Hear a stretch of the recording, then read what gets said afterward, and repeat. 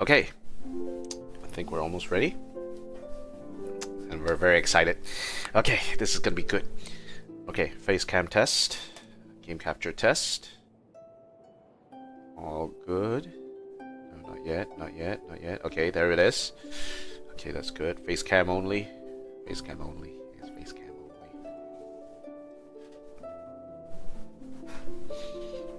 only. Nice. Nice. Okay, cool. Back to the waiting room. Alright, we're ready to go. In 3, 2, 1. Hello everyone, and welcome to another Gozi-san on the decks with your host Gozi-san. And today we are going to play more Genshin Impact. So yeah, I've been out for quite a bit. I was busy doing a lot of my plays. I actually got quite a bit of rating. So I was going up from like 15, 550 rating, and now I'm up to 15.888, I think 15.588. So I'm almost there at the 15.6k rating mark. It's a bit of a slog, but it's turning out to be going quite well at this point in time. So yeah, those are working.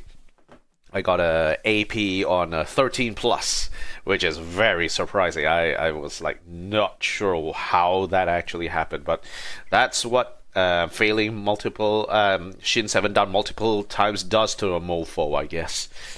So getting that AP on the 13 plus was a good bonus. Getting the AP on Umiuri, I'm played Shin 7 done how many times? I'm probably gonna get that eventually anyway. So yeah. But yeah, it was a good session. Still really want to get the Shin 7 done. Shin 7 done clear. And then it's very likely that I can get 15.6k. I just need to clear 2 more 14s with triple S plus, and that will do it. I could also try and clear a 14 plus with a triple S, but I haven't actually done that yet. I've gotten like 2, maybe 3 double S's on 14 pluses. But that's about it. Okay. Moon Shift Ascendant Gleam. Okay, we're just rolling around with the Glazed Lily seeds for a little bit second. Okay, alright, so today, what are we going to do today? Okay, so... Okay, Finch Ball is back in the picture. Ooh, Gourmet Bandit. Cool. Master Weasel Mind. One of those spear weasels again.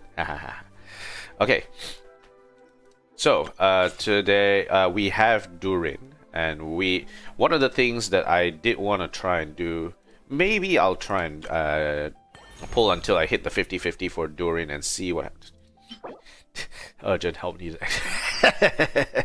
I can totally see people wearing this as part of their quests. Sorry, as part of like conventions and such. Those are fun. Super heavy Land Rover mechanized fortress. If I do manage to get Durin, then we'll start fighting this. We have easy access to this boss, so we know where it is. Imaginary Theater. So Durin is... If we get Durin, then this will become a very important heading forward. One of the main issues, though, is that we don't really have a lot of good artifacts for our Pyro, Cryo, and Nemo. They are utilizing mostly artifacts which do not form the basis of what I usually farm. So the artifacts that I usually farm, right? Okay, so if we look at the artifacts, let's let's look at domains, artifacts. So the artifacts I usually farm is the Nod-krai artifact set, the Natlan artifact set, and the Fontaine artifact set. These are the three main ones that I farmed. I need more of Emblem of Severed Fate, and I think a lot of the characters that I have do want Emblem of Severed Fate. I don't have Crimson Witch of Flames. I don't have much of that. I don't have Blizzard Strayer. I don't have much of that. And Blizzard Strayer is really important for a lot of characters. I also don't have good Viridescent Veneer sets at this point in time. And the main issue about this is that they're all located in very different domains. So, like Viridescent Veneer with Maiden Beloved, which I don't really need. Then we have the Cryo one, a Crimson Witch of Flames, but it has the Pyro Res increased. Damage against opponents affected by Pyro. Okay. Not that great. And then Blizzard Strayer was okay. Emblem of Severed Blizzard. Okay, where is Blizzard Strayer? Blizzard Strayer has Heart of Death, but I don't need Hydro at this point in time. Hydro is not something that we need at this stage. Yeah, they're all in solo artifact mode. Emblem of Severed Fate, Shiminawa's Residence.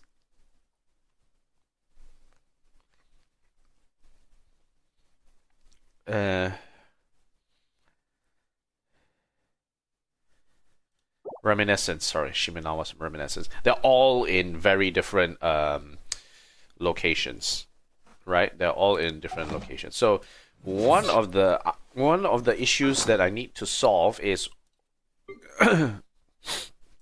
who needs the artifacts best, the most at this point in time. So if we focus on what we have here, which is definitely not Nod-krai at this point in time. What do we have? Chongyun, his artifacts not level. Okay, we have allocated artifacts. So if they're allocated artifacts, then decently speaking, they can use them temporarily while we find better artifacts. Diona is focused on healing, HP with HP, and that's fine. Mika also focuses on healing with the Ocean-hued Clam, that's fine. Charlotte has a bit of attack increase as well as energy recharge, which is if she has more energy recharge, that will be good. That way she can burst her cryo a bit better and then perform off-field cryo application. That would be good. Sayu has attack increase as well as Viridescent Veneer, which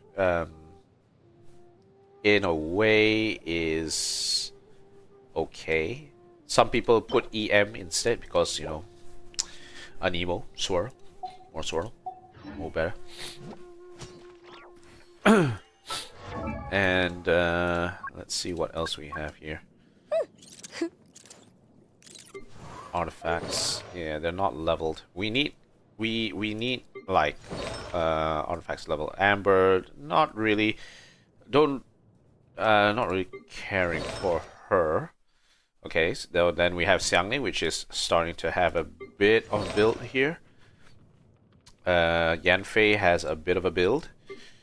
Toma not built, can be useful for shielding. Chevreuse, I'm focusing her set on Ocean-hued Clam, so that is not built. Bennett is decently built, but his Exile set can be replaced with the other Nod-krai energy recharge set, so that will be something that needs to be leveled later. Garming is decently built, but he still has room to grow in terms of some of his slots here. Kaya. Now Kaya, I'm just focusing on energy recharge purely because of his burst damage. Rosaria, again, energy recharge. But a bit of crit rate as well, because more crit rate means she is able to transfer that crit rate over to other people.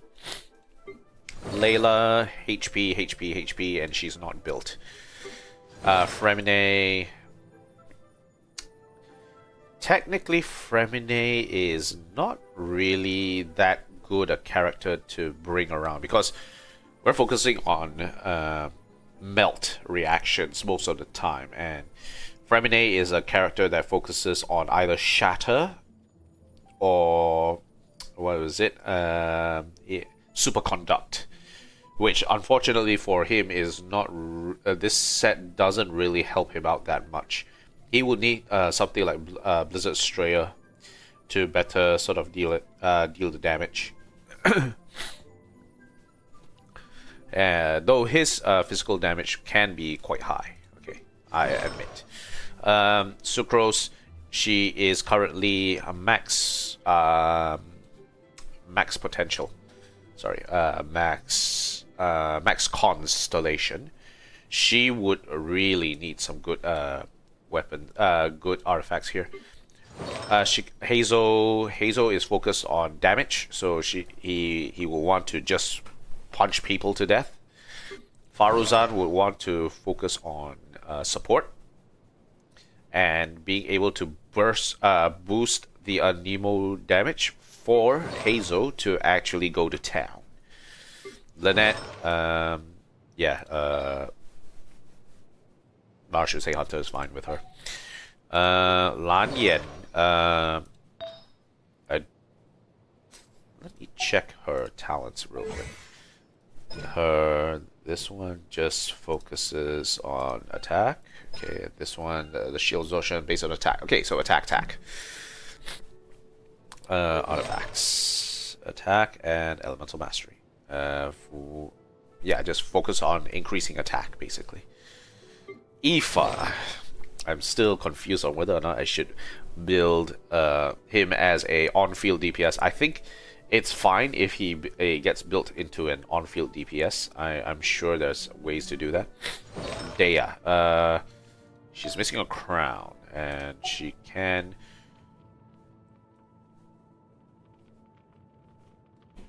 I can fill that slot using the potions, so that should be fine. Malvika's well built, don't need to care about her. Chi-Chi is not built, we need to care about her for a bit. Escoffier is very well built, don't really need to worry about her. Seatlali, well built. Jean, not built. Jean is definitely not built, and we need to increase that. Chaska, well built. Chaska is fine.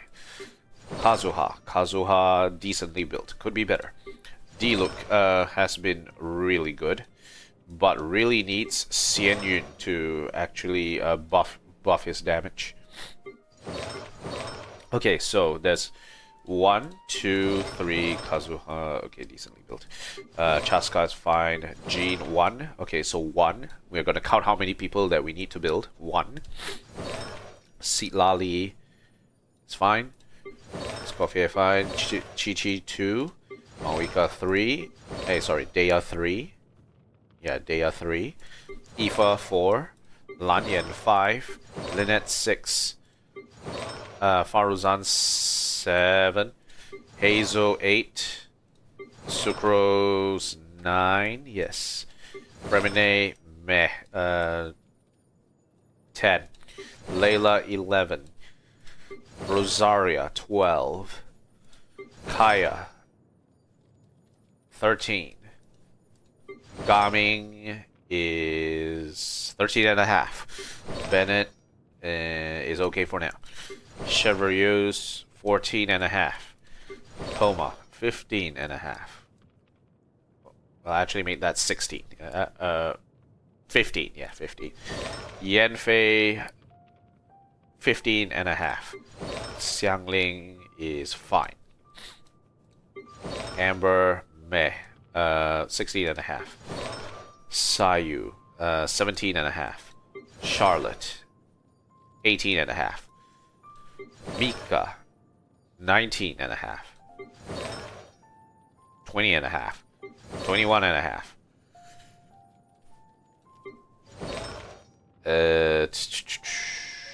22. 22 characters worth of artifacts that need to be leveled up. It's gonna be an absolute slog.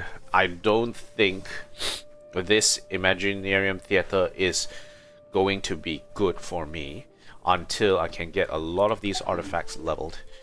And we don't have that available at the moment. Let's go back to the Serenity Pot and buy a few things.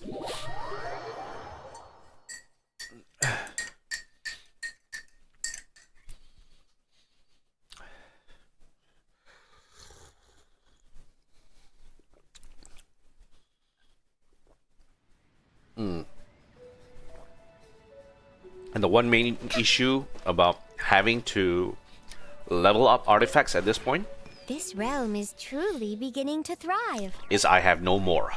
I have very little Mora to work with. We need to stonk up a lot more Mora with this in order for this to work. Also, we need a lot of these sanctifying unctions. Mora. How much Mora do we have? Okay, so that will do it. We'll just get the rest as Mora later. Okay, alright. Goodbye. If you ever have any questions... So yes, Mora and experience potions. It's the main thing we are lacking at the moment. And we need more of it. Let's plant Soaring Claws. Kunapa berry, Kunapa berry, Kunapa berry, Kunapa berry. Okay, let's get some Zaitun Peaches in here. Okay. Gem Blooms. Swap out for... Let's get some Rainbow Roses in here. We do spells. Bell. My lips are splitting very badly. It's very dry. I'm trying to drink as much water as possible, but like I'm still getting like lip splits, which is very inconvenient for me. Yes, Ra. Hello, Ra. Ra. Okay, Calla Lily. Hello.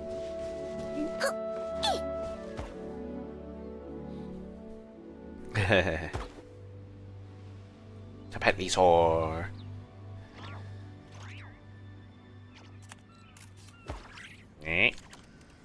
Pet these whore.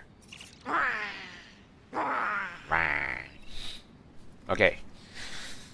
Alright, let's move back to... Wait, hold on a second. We have presumption of innocence. Talk to Sister Victoria. Okay, let's go. To the church.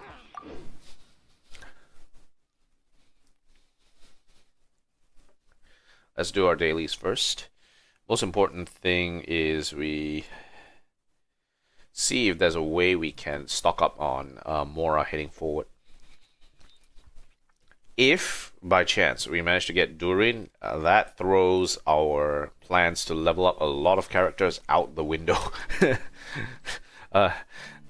That basically affects the plan so heavily, I don't even know where to even start with this. It's gonna be so tricky. Oh. Hello, Sister Victoria. Wonder if he will finally repent this time. Repent from what? Once people confess their sins, only say if you don't act on it. Take Nimrod. This Nimrod. Confesses to his alcohol abuse numerous times, but hasn't changed one bit. Could you go check up on him? Drinking alone is not a sin, but it's sinful to drink to the point that you bring undue distress to others. So each time a sin rears its ugly head, it needs to be nipped in the bud. Now, quick, go check on Nimrod. Alright, so where is he this time?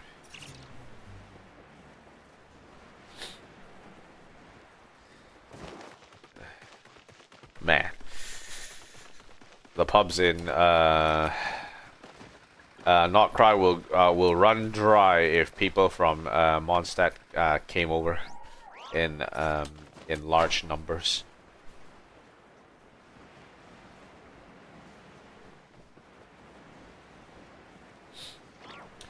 So, where the heck is Nimrod?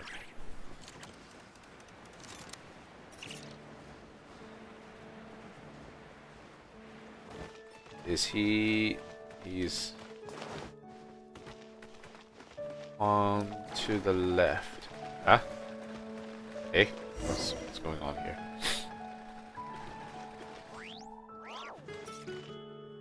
I do, but I'm gonna keep doing... Oh, really? What on earth happened? No. All I could think about is dealers. See you there.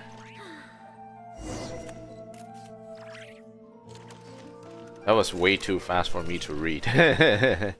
Wow, Nimrod isn't getting wasted at the tavern today. Let's report.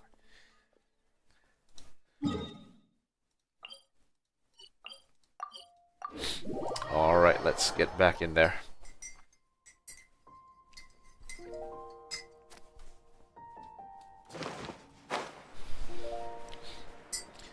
Another thing we can do as part of this stream, other than completing Act 5, is to go through the witch's homework for a couple of people.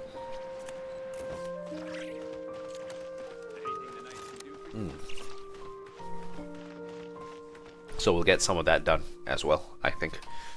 If we check out here, Nimrod is sober as a judge. Really? He's sober. Unfortunately, there's no evidence.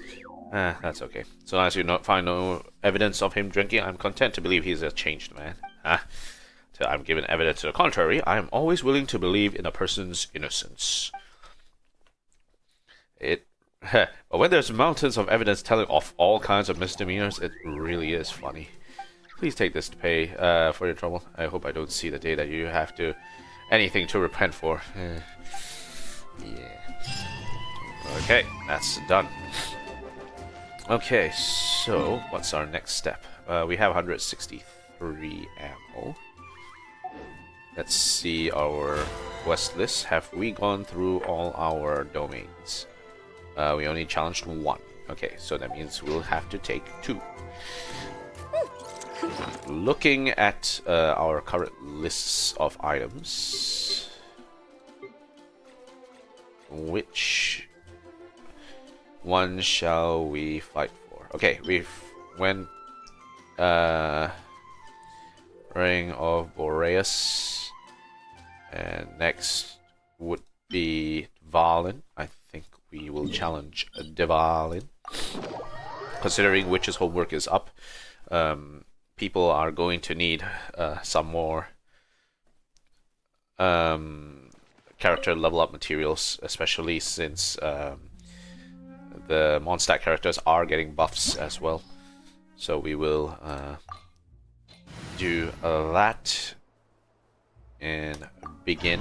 This should be easy. Okay. Okay, develop.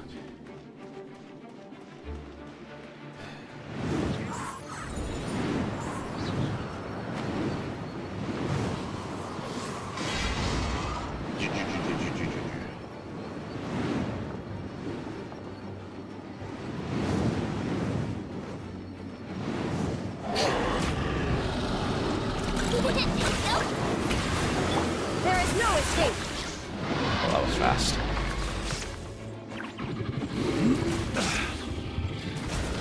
Be silent. Fear the dark. Easy. Easy. Oh. Ow, my head. Okay, do we get Devalin's Sai and Devalin's Claw, but not Devalin's Plume. Devalin's Plume is the one that we wanted a bit more work with. Elemental Mastery, Energy Recharge, Attack Crit Rate. That's not bad. This is actually not a bad piece. It's a 4 line as well. That's a good EM piece. This is a good EM piece. Usually most of the EM pieces that I get, the substats are not that great. This one's really good. Like, it's decent. It's quite decent. So we're actually going to save this for later.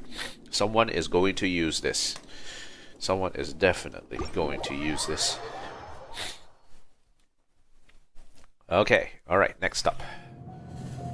Let's see who else we want to put in. We could fight Child. Yeah, we could fight Child. I don't mind fighting Child. Yeah, let's fight a Child.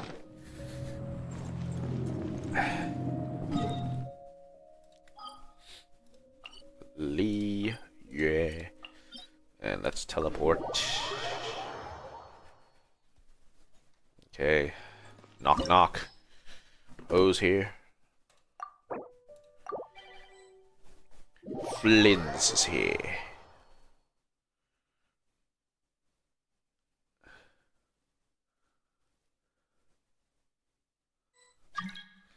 Okay, we're getting in.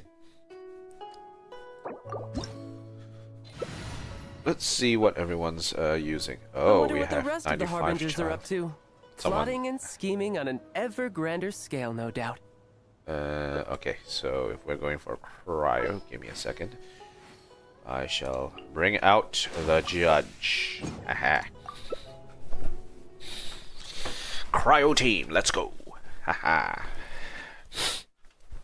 Opportunity is quite hard to come by. Well then, amuse me. Surrender is a valid option. That was fast. I promise I'll be gentle.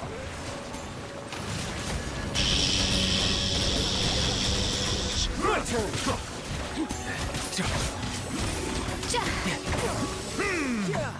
Okay, that's step 1.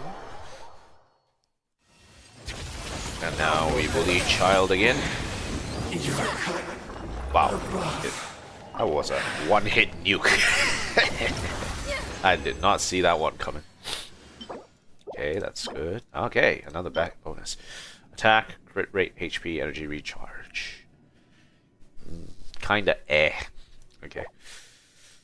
Alright, let's leave the domain. That's done.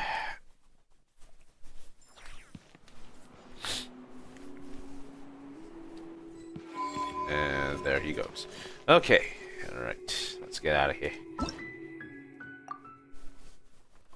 Now, what shall we do next? We could start the Act 4 stuff, but before that,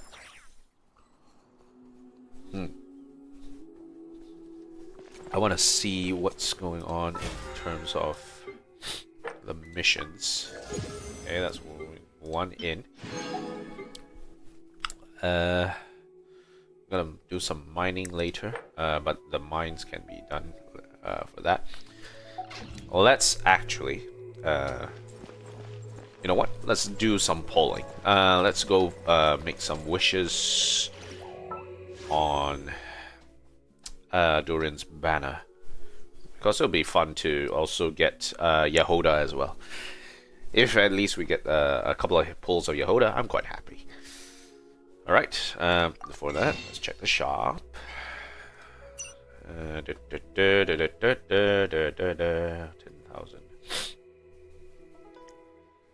Already pulled so much more already. Enhancement more experience. Okay. Alright, let's go. Let's pull. So we already pulled 10 already before this. So let's pull it again. We'll pull 20, I think. Okay, purple in. Let's see. 1, 2, 3, 4, 5. I already maxed out Bennett already. 6, 7, 8, 9, 10. Yeah, I already maxed out Bennett. That's just one extra pull.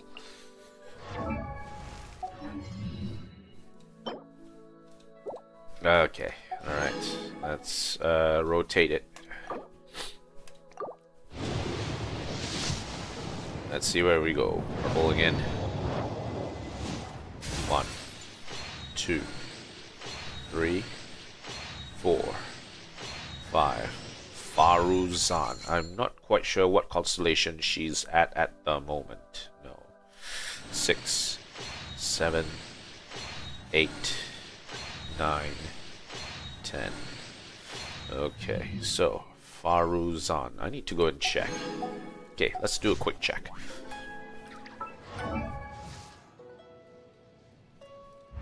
Alright, Faruzan constellations. Oh, she's maxed. Okay, alright. So, wondrous. 40% increased crit damage when they deal anemo damage. Okay. It's every 3 seconds. This cooldown is shared between all party members. Yep, sure. So, we have 2 maxed out already. Faruzan, as well as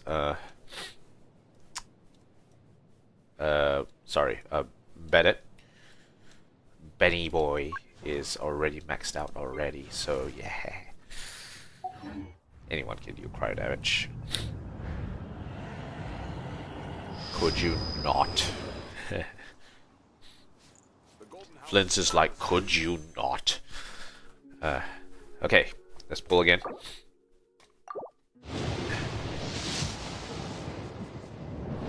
Okay, let's see. 1, 2, 3, 4, 5. That is a Favonius Greatsword. 6, 7, 8. Bennett again. Oh, Charlotte this time. Interesting. So 3 4-stars, not bad. Charlotte, I'm not exactly sure what her constellation is at this point in time. I'm okay with pulling one more time. Ooh. Okay, let's see. 1, 2, 3, 4, 5, 6. Of course it's JJ. Of course it's JJ. Oh man, the memes write themselves. Jeez. 8, 9. Hey, Yahoda. nice to meet you. If you've got a commission, spit it out. As long as the pay's right, I can help you with anything. Most things. I can help you with most things. Most things. Most things, okay? Most things. Yes, of course. It's the Che dupe. Just what we need.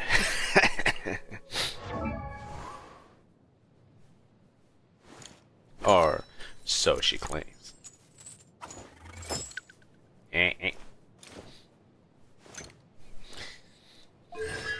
Okay, one more flask.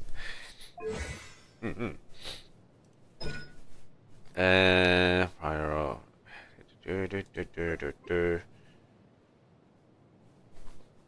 Okay, cool. We have the Yahoda. And the dupe Chi-Chi Lamau. Okay. Let's get intertwined fate in here. I do like to. I would like to get Durin actually. Durin is is good off-field pyro DPS, and we haven't had good off-field pyro DPS for a good while now. Sure, Mawika can be good off-field pyro DPS, but you would prefer to have that on-field DPS option. The other good off-field pyro DPS is Xiangling. Not many options in terms of off-field pyro DPS at this point in time. So having Durin around is actually very comfortable for how I actually get to play the game and how I can actually set up teams. Alright, let's pull again.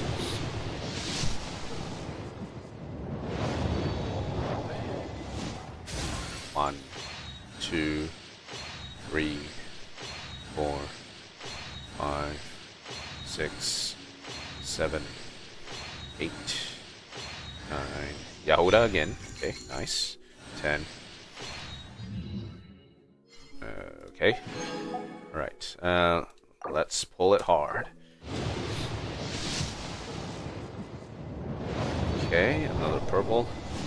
1, 2, 3, 4, 5, 6, 7. We have a sacrificial grapesword. We don't have much of those. 8, 9, 10. Okay. So just weapons. Not much there. Okay, we can pull. Let's just empty the bank. Why not? I'm okay with emptying the bank. I don't really care for it. 1, 2, 3, 4, 5. Yahuda again. Nice. 6, 7, 8, 9, and 10. Okay. Okay, one last pull. Let's go. One more session. Let's go. Purple. Not Durin today. 1, 2, 3, 4. Faruzan. We already maxed out Faruzan. 6, 7, 8, 9, 10. Okay. We already maxed out Faruzan, so there's no real point in actually doing anything here. Okay, so we have Charlotte, Chi-Chi, and Yahoda. Alright, let's take a look. First, Chi-Chi. I don't really feel like getting her constellations because her constellations don't really have much impact for on top of her character. So Chi-Chi, building Chi-Chi in terms of getting more constellations is probably ill-suited. Still photo heals a character. It will mark them with verification, which will heal them once every 2 seconds for 80% of Charlotte's attacks. So more healing. Nice. Activate. So, which reminds me, if there's more healing involved, or artifacts.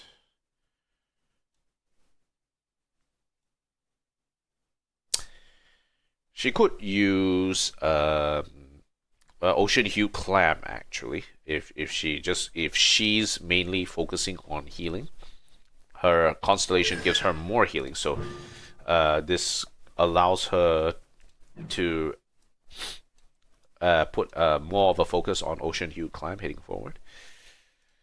And then for Yahoda,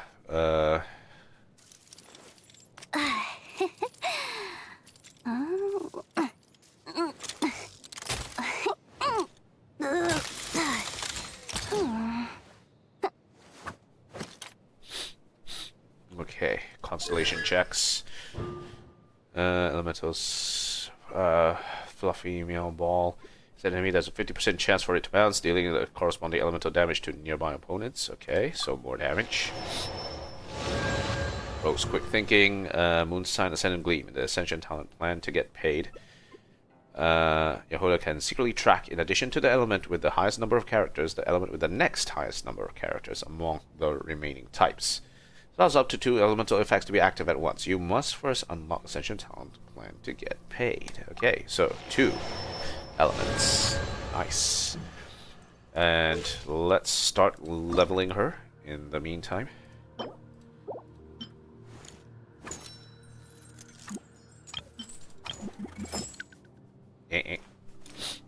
Okay, leveling.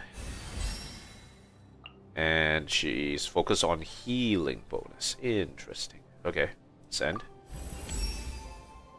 Oh, not bad at all.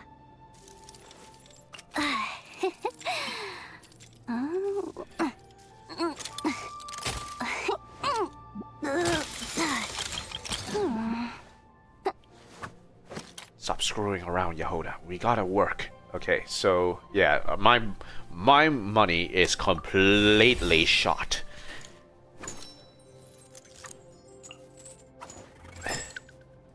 Oh, light bearing scale fella. Okay, so looks like we'll have to fight some radiant moon flies. We need healing in order for this to work. Okay, but right now, our main issue right now is we have no Mora as well. So in terms of building Yehoda, we're not really in a good stead at the moment. Okay, let's look at her skill set and see how we can build her. So, aim shot, anemo damage, the usual. Don't really care about that. Yehoda dashes toward her opponent, entering the shadow pursuit state upon contact. While in this state, Yehoda moves continuously and swiftly. If nearby opponents are affected by pyro, blah blah blah blah, she will quietly convert her purloined treasure flask to that element, gradually filling it. When the duration ends or the skill is used again, Yehoda drains the purloined treasure flask and deals a single instance of anemo damage to nearby opponents. When the purloined treasure flask is full, Yehoda immediately drains it, exiting and dealing a more powerful instance of anemo damage. And if a dash fails to make contact with an opponent, Yehoda drops a smoke bomb at her location, dealing a single instance of anemo damage to her nearby opponents. So Ascended Gleam becomes full. Yehoda will not immediately discharge it. Instead, for a short duration, she steadily consumes the stored element inside and periodically fires fluffy meow balls at nearby opponents, dealing damage of the corresponding element stored. When a fluffy meow ball hits an opponent, Yehoda regenerates 2 elemental energy. This effect can be triggered once every 3.5 seconds. Okay. So she will run through and just basically try and absorb all the elements as possible. If there is a tie, then the order of priority that determines which element will be converted: pyro, hydro, electro, then cryo. Okay. And then hidden aces. Time to reveal those pocket aces. Retrieves 2 personal coordinate assistant robots and deals a single instance of anemo damage to nearby opponents. The robots... okay, come on. It is deployed... Okay. Continues to restore HP to your active character. If the healed character HP is above 70%, they also restore HP to the nearby party member with the lowest HP. In Ascendant Gleam, if nearby opponents are affected by P-Hex... personal coordinate assistance, robots will convert to that element. And pyro, hydro, electro, and cryo. After each deployment, a personal coordinated assistance robot can undergo one such conversion. After converting, the personal coordinated assistance robot will periodically attack up to 3 opponents, dealing damage of the corresponding element. So she will absorb the element and then start firing it at enemies while also healing. So if this is the case, she could have increased attack, but in terms of her healing is based also on attack. Okay, that's actually good. That means she can do a bit of a, how should I say, we can do a Chaska sort of build, where we just focus on increasing her attack and then dishing it out. The main thing is, though, if the enemy or if the team is part of a particular elemental loadout or type, then she may pivot to actually getting, instead of attack percent on the goblet, it would on the goblet it will be like could be pyro damage bonus, for example, and that could actually work for her out in her favor. She has a bit of flexibility in that, so it'll be interesting to see how that actually gets built. But I think from a predictability sort of standpoint, it would be attack percent, I think, would be the main challenge. What about her talents? Let's see. When a team has at least one P-head character from the elemental burst will be enhanced based on the number of characters for each corresponding element. Among them, the element with the highest number of characters determines the enhancement effect. Pyro. Deal 130% of their original damage. Hydro, heal for 130%. Electro, number of personal coordinate assistant robots increases by 1. Cryo, attack interval reduced by 10%. There's a tie between elements. The order of priority is Pyro, Hydro, Electro, Cryo. Only one elemental effect can initially be triggered. However, because of her constellation, Yahoda can see, in addition to the next highest number of characters. This allows 2 elemental effects to be active at once. Nice. Okay, cool. Okay, next up, Sweet Berry Bounty. From the Elemental Burst and Aces 7 tool triggers healing on an active character. If the character's HP is above 73, their EM increases by 100 for 6 seconds. Good for Nod-krai teams, which do require a bit of EM, especially like Flynn's. Flynn's will be happy to have that support. Side benediction. Okay, yep. Just increase moon sign. And Nod-krai expedition time consumed is reduced by 25% and does curatorial secret stuff. Nice. Now we can see what kind of work Yahoda as well as Nefer are doing in the background. Okay, and in terms of artifacts, let's see if we can start building. So, let's first set the filter. Iridescent Veneer, Silicon Moon Serenade, yep, the usual 2. Who else would be good? We want attack, right? So, attack, just general attack, so Gladius Finale is fine. No, not this one.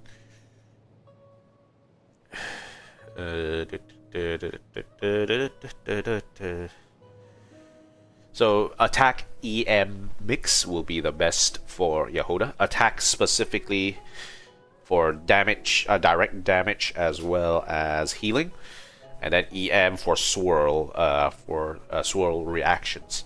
So I think attack is going to be her main stat. Most probably going to be her main stat, and then you still want enough energy recharge to be able to burst her.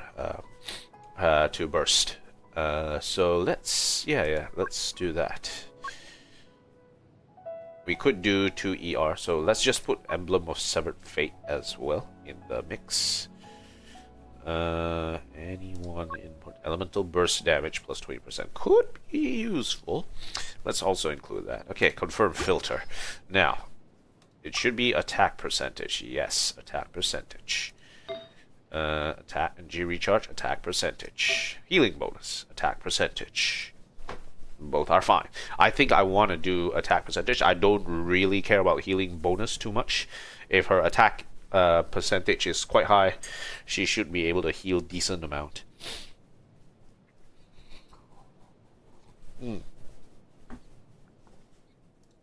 All right, let's begin.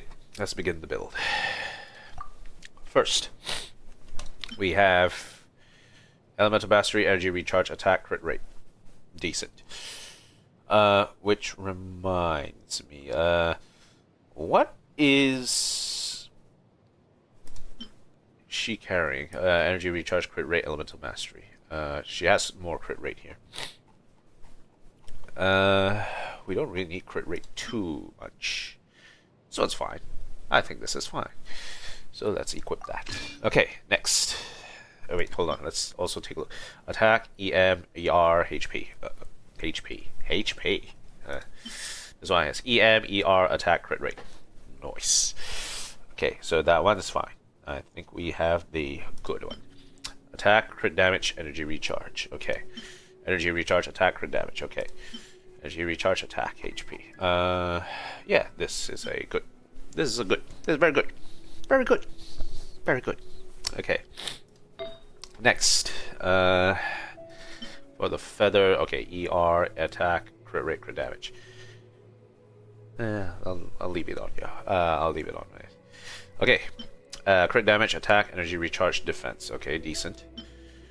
Energy recharge, attack, crit damage. Okay, energy recharge, attack, HP, defense. Okay, a little bit more of everything. But this one, these have two items which are more relevant for Yehoda, so it's pretty good. Okay, yeah. So probably the best piece for her. Okay, this one has EM, but it's not attack. If it has EM attack, that would be good. But unfortunately, actually, attack, ER, crit damage. I think, yeah, but this is fine. Yeah, if we can equip this, Yehoda is fine with that. Yeah. Okay, alright, we're happy with that. Next up, energy recharge. Okay, so how much energy recharge does she have at this point? And what weapon would be good for her? Okay, so let's find out what weapon. Now, the best would either be ER, attack, or ER, attack, ER, or attack. Okay, so we could run Favonius. Or we could run... Where is the other one? There's Sacrificial Bow. Sacrificial Bow is fine as well. Actually, Sac Bow... Yeah, Sac Bow is fine. I don't really mind having a Sac Bow on her. End of the line can be useful, but it's more attack based. And I already put it on Sarah. I don't really need to move it away. HP, no, of course not. Yeah, let's put Sackbow on her. I think Sackbow is fine. Energy recharge gives her good energy recharge, so she doesn't really need to focus too much on ER. But I do need to check how much energy is needed. 70, actually quite high. 70 is quite high. Okay, so we do have a few ER pieces that we can put on her. That's fine. So that's something that we need to pay attention to heading forward. Yeah.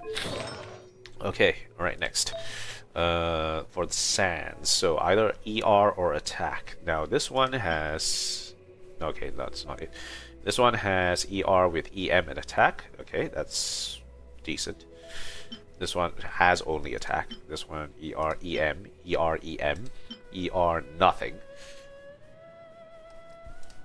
This one has attack but nothing else. Attack, nothing else. Attack, nothing else. Ugh. Not great. This is not a good loadout. We don't have good options here in this case. The only good one is Frost. This one which has EM, attack, HP, defense. Yeah, it's a little bit all over the place. We'll take what we can get. Sure, I think this should suffice in terms of her ER needs, I think. But I'm sure we can find a good attack percent sands for her if we have enough ER to work with. Okay, for this one, attack, crit damage, energy recharge, EM. Yeah, sounds good. Could use attack though. An emo damage bonus? Nah, not really. We want attack percent. Okay, equip. Well, this is the best of the bunch for now. Okay, and this one can be. I want to focus on attack percent. So let's see if we can find a good attack percent one.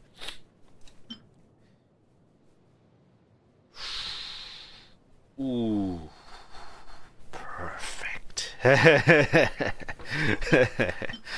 Okay, we found our perfect headpiece. Perfect. Haha. Okay, so that is Yehoda. Cool. Yehoda has a decent set. The only thing that she would want something better would be this one. If we can get a good attack sans. Let's see if we can get a good attack sans. Okay, energy recharge. Attack. Okay, attack. This one's taken. This one, elemental mastery, energy recharge. Meh. Attack. Energy recharge. Crit rate. Not so good. Not so good. Yeah, well, not so good. Okay, let's remove the set filter and see if we can find a better piece. Attack. Yep, okay, so those are the attack sands. Attack, ER, EM. Attack, EM, crit rate, ER. Okay, that's decent.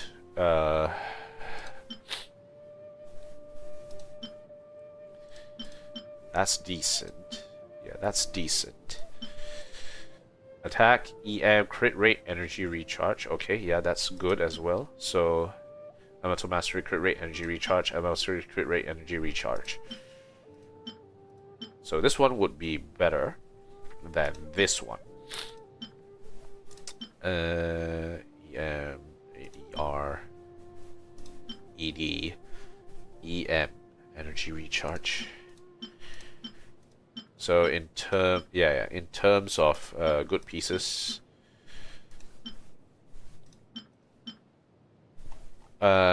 this could work. This could work. Okay, yeah, let's switch to this.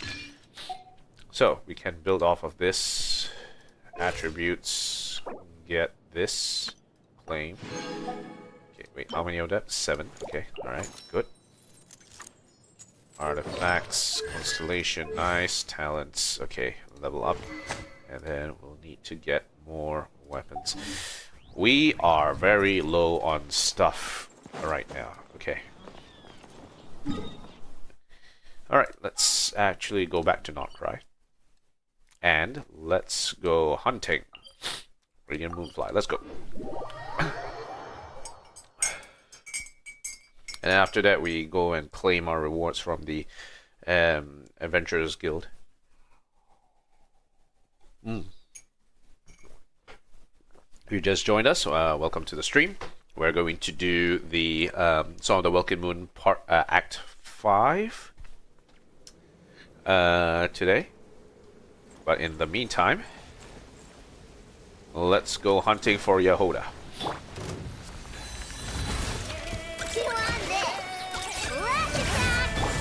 Ow. Shine down.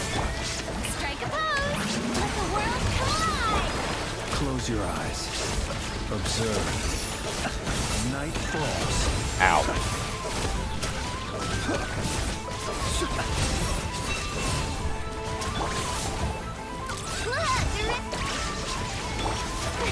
Ow.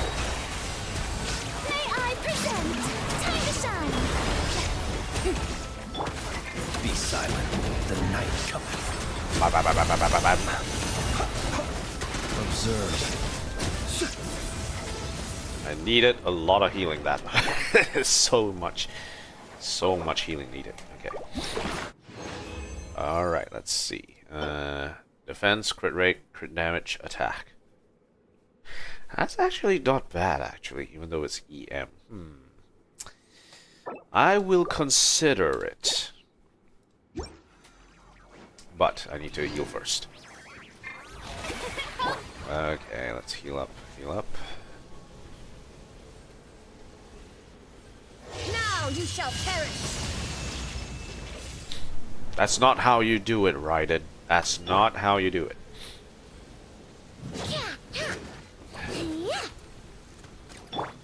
Okay.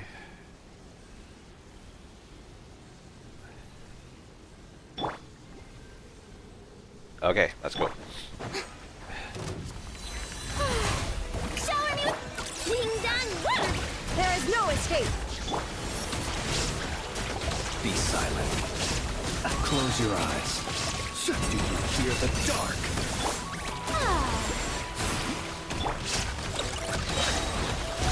Look, the rainbow. shattered. Be silent. Close your eyes. Night falls. Observe. Do not fear the dark. Shine down. Lash attack! Torn to Go, oblivion. go, go. Illusion shattered. Yikes. The show begins! Be silent. Close your eyes. Stomp. Night falls. Be silent. We didn't have any hydro application that time. Alright. All good. All good. Okay, got Pyro and Dendro. Attack, defense, crit damage, energy recharge. If I wanted to build Yehoda, unfortunately that will not be good. If I wanted to build a Geo, on the other hand, this could work. This could work. Someone like Ningguang could use this. She could use this. Okay. Alright, all good. Now, let's head back. And let's begin the Act 5 of Song of the Welkin Moon. Now, before I continue, I just want to highlight something.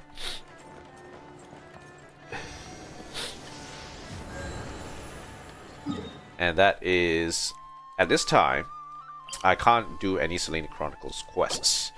I need to finish the Archon quests in order to wait for subsequent Archon quests. Now, some people have been actually complaining about the fact that they can't access the Archon quests at this point in time. But the main thing is that you have to remember that we've completed part 1 and some people completed part 2. I haven't completed part 2 yet, but that basically spans 6 weeks. This basically spans 6 weeks.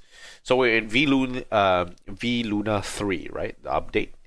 So vLune 3 means that if you've already completed part 2, you're supposed to wait for part 3, which right now is locked, meaning it could mean a couple of things, and I don't know if anyone has been able to unlock part 3 yet.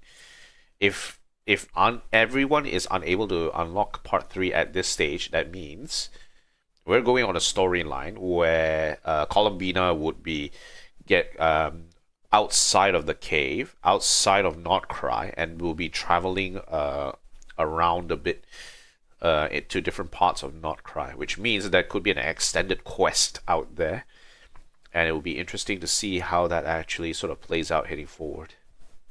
So we'll just have to wait until the part 5, part 6 is done, see if the quests can be continued. If not, we'll have to move on to a different. We'll just have to wait until the next update in order to complete the Selene Chronicles. So we'll just have to wait.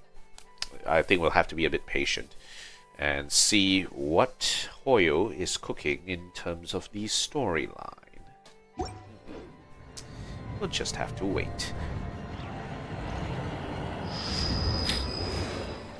Can you not? Okay. Well, let's move it on down. Okay. Flame. Zimora. Okay, we have Aino.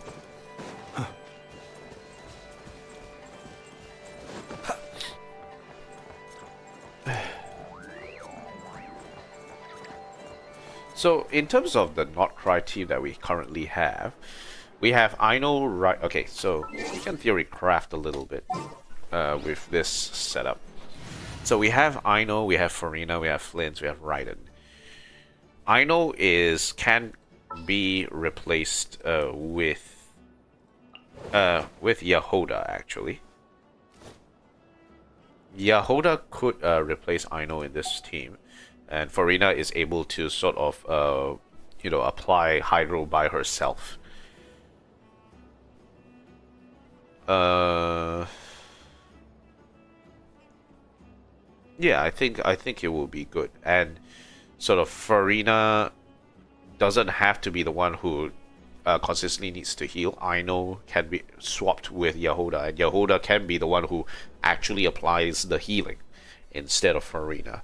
So that actually gives that ability to sort of make use of Farina's elemental burst buffs in a more comfortable manner, I think, and will help to increase survivability, especially since Flynn's is taking a lot of damage at this point in time. Could be a good setup. Can you not? Okay, alright. So, one thing I do need to do is I need to do the workshop stuff first. It's like something made. Got a lot of these that need to be mined in. 747, 849. Okay, so 2 lots of these. Okay, excellent. Now, in terms of weapons, now we know that Yahoda uses bow. Let's see what she can use. Okay, so starting with prototype Amber, which is just attack increases and requires her to be on field, which is nah. Compound bow, physical damage bonus, normal attack, charge. Not really what we want here. Hamayumi, increase normal attack damage, charge attack damage, increase energy reaches 100%. Also another on field attack. Impulse skills, increasing EM by 60%, 60 for 12 seconds. Attack percent, which can be useful, but I don't think this is something that she will use. At a wielder shield, they will deal 60% more damage for 8 seconds. Can be on field, can be off field, but not really what we want. Natlan, increase attack, not really. Snare hook, upon causing an elemental reaction, increases elemental mastery by 60 for 12 seconds. Moonside Ascendant Gleam, further increased by 60. This effect can be triggered even if the equipping character is off field. Can be useful for Yahoda. Can be useful for Yahoda if she focused on an EM based build. This one also has energy recharge, which is nice. So this will give her ER and also EM.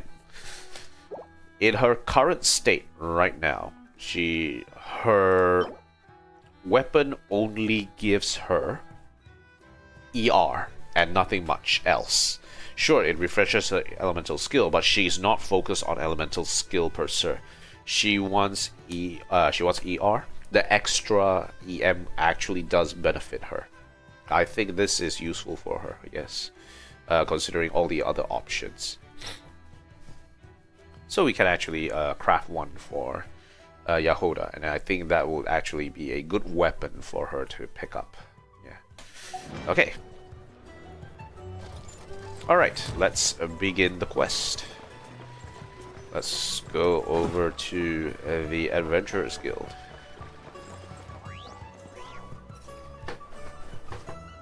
Hey. Thank you for waiting. I finished checking your Adventurer Handbook. Here are your commission rewards. Hey, thanks, Catherine. We have no other urgent commissions on the books at present. Thank you for all your hard work lately. Perhaps you two could consider taking a vacation. Where, though? Amazing! Paimon never thought we'd end up having downtime in Nod-krai. Downtime in Nod-krai. Nice. Things were pretty hectic when we first got here. Everywhere you looked, it was either the Wild Hunt causing chaos or the Vatui stirring up trouble. It felt like this whole region was one giant slime in a barrel, ready to go boom at any moment. Have achieved a lot here, haven't we? Traveler and Paimon strike again! That's right! Another win for Tibet's top duo! Ah, yes. Are you two aware that the Moon Prayer Night is soon to take place? Moon prayer. Oh yeah! Llama told us that was coming up soon. Wait, why do you mention it though? Do people in Nasha Town celebrate it too? Paimon thought it was just for moon goddess worshippers. You're partially right. Most people in Nasha Town just see the festival as an opportunity to do business. They do not concern themselves with the religious element. One does not concern herself for festivities. One only concerns herself for business. The festival was first celebrated by the Frost Moon Scions. On this day, they would wear moon prayer blossoms and celebrate the birth of the moon goddess through song and dance. Uh-huh. They would also prepare food and handicrafts, and give them as gifts to others. Over time, it became Nod-krai's most lively festival. Ooh, sounds like fun! I'm up for it. Great! Well, in the meantime, since Catherine doesn't have any commissions for us, let's focus on some personal business instead. When we first got here, you mentioned that this was where your spaceship landed? We didn't get to follow up on it at the time, because we got wrapped up in that whole rare situation, but now we can finally start investigating it properly. I have no idea where to start, though. Well, there's a saying Paimon's heard around these parts, which goes, if you lift up a rock, you'll find something you weren't looking for. Where did you hear that from? By that logic, you'll never find what you're looking for while you're searching, but the moment you stop looking, it'll jump right out at you. I don't think it's as simple as that, Paimon. Could be worth a try though, right? Anyway, Paimon suggests we focus on other stuff we want to do for now, and just keep an ear out for spaceship-related intel as we go. Okay. Haven't seen Columbina in a while. She used a huge amount of power in the final battle against Rere, and has been much weaker since then. I don't know if I can do anything to genuinely help her. Maybe a little chat can do no harm. One other thing that concerns me is we've seen no trace of the doctor so far. What's wrong?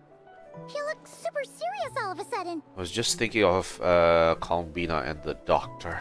Huh? Paimon gets why you'd be concerned about Columbina, but what does the doctor have to do with anything? Well, we learned back in Natlan that he's been investigating the moon, but he's been suspiciously absent so far. Oh, that's true. And now that you mention it, we're definitely overdue for a showdown with the Fatui. Ew.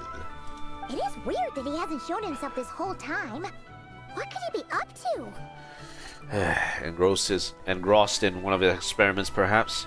Either way, his current inaction is a good thing, I think. True.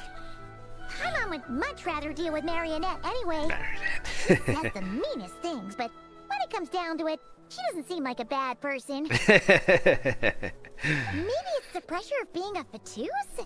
Especially as a Harbinger. Does she feel like she's gotta act tough to keep up appearances or something? Maybe. But then, every time we headed out with Rarier, she always wound up having to repair Polonia and her other robots.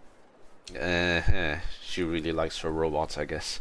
That's gotta sting. Losing face always hurts more for people who care a lot about their image. She's probably still furious about it. Paimon, I have a feeling she might have heard that. What? Relax, she's not even here. Huh? Uh-oh. What's the matter? Oh, nothing. Sorry, we'll be on our way now. Where are we again? Oh yeah, Columbina? Right, yeah, let's go see Columbina. A nocturne of the far north. Let's go. First up, let's check in. You won't snitch on us, will you? I'm not entirely sure what you're talking about. But rest assured, I protect client and adventurer confidentiality as a matter of principle. All of a sudden, I feel a weird chill running up my spine. Phew! That's a relief. Paimon does not want to get an earful from her. Uh-oh. Alright. Well, since we can't sort of check in here... Any special commissions? Those only come in on special days.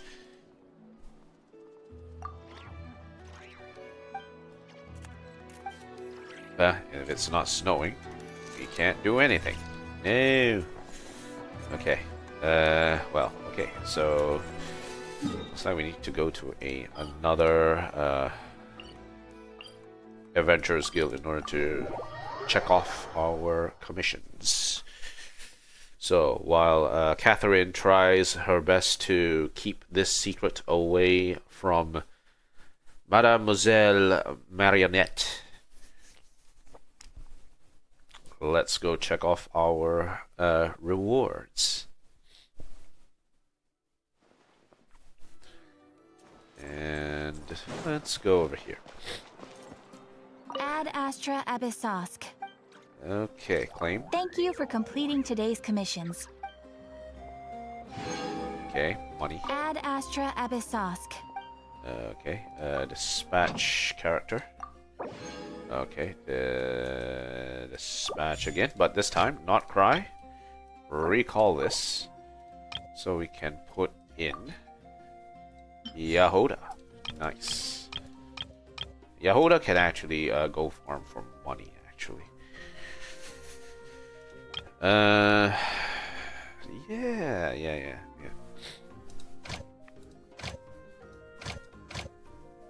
The only one having a 20 kill. Okay, alright, cool. Let's spin around a little bit, and let's...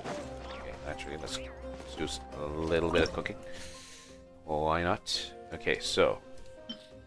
Drink 455 was the special event, a special mail recipe that we got. Let's learn it.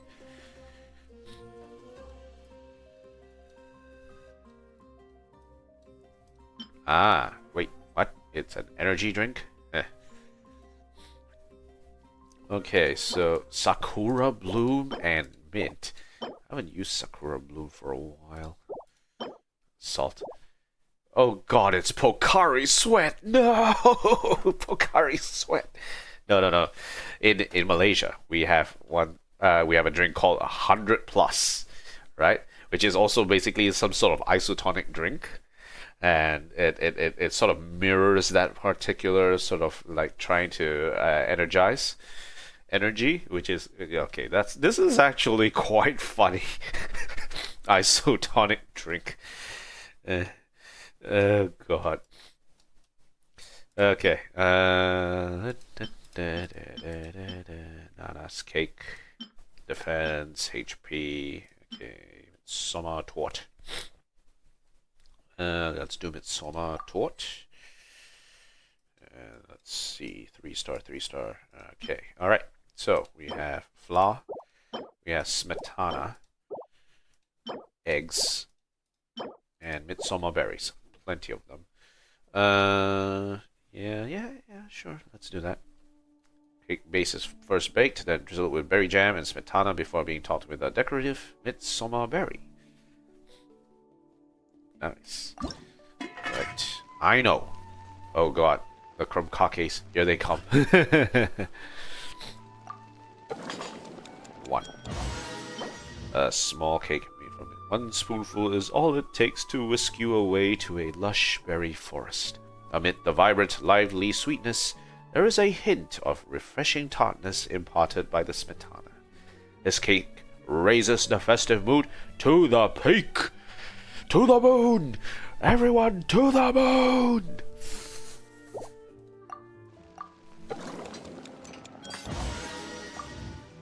Okay, let's cook 10. Ooh. Clink Clank Confectionery Cup. I know special. Here it comes. I know announces gleefully as a precariously wobbling dessert makes its way towards you. You take a big bite and immediately regret it. The overwhelming sweetness nearly numbs your taste buds. Only then does Inefa's warning surface in your mind. Please be sure to prevent Aino from entering the kitchen at all costs. Damn. We already had one. Probably Did we get it on Aino's birthday? Do we have Aino's birthday already? Can't be, right? 7.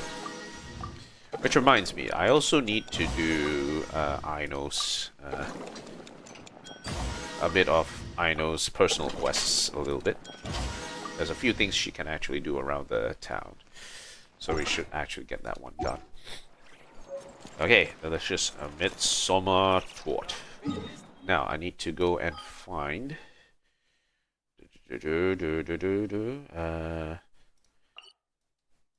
I need to go and find some electro crystals, so stick it onslaught. It will come in 4 days. Will be interesting to see how we actually do this. Well, disturbance subdued. Okay. In the meantime.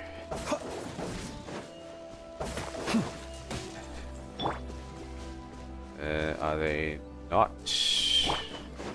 Better wipe them out before they disturb us.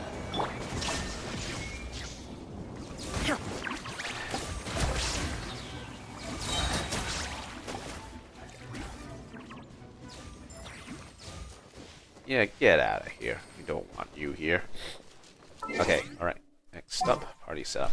Let's bring in iced coffee.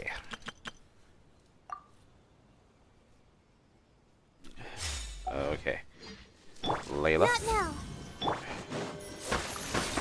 Okay, and then toss it out. Okay, and then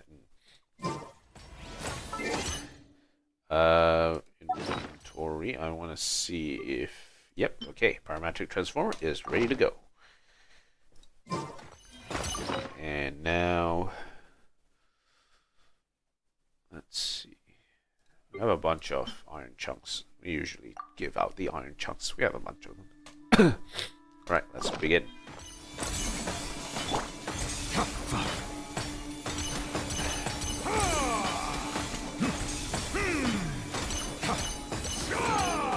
Okay, heroes win. Nice. Okay, decent.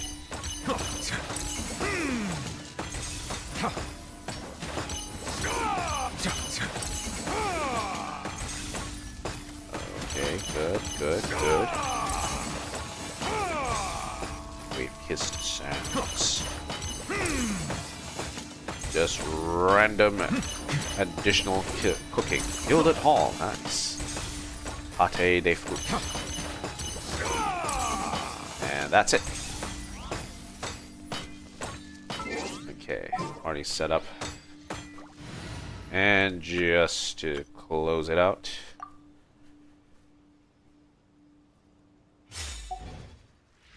Final warning.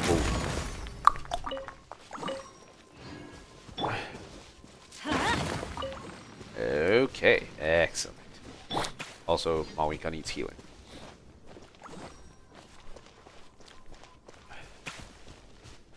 Okay, let's see. Alright, let's move on to Nod-krai. Let's go find Columbina.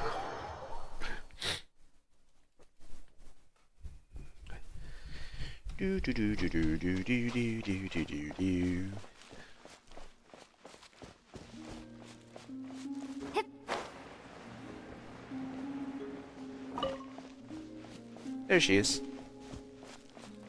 Take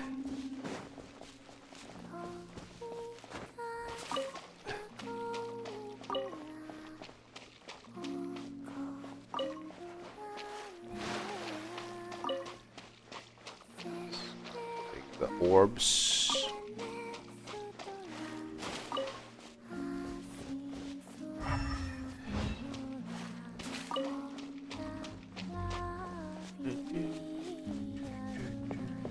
Hey, Kuhenki. Alright, let's have a look. Hey, she's sitting up. Hey. Is me sitting here a rare sight?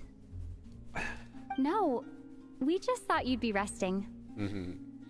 Perhaps I would have been, were it not for the sudden arrival of some unexpected guests. Unexpected Not that I guests. consider it a disturbance. After all, you are the only ones who are free to enter. So, are we our alarm clock or something? Eh. Would it not be a little unfriendly of me to lie down while we speak? That's fine. We don't really care. I didn't realize you put so much thought into little things like that.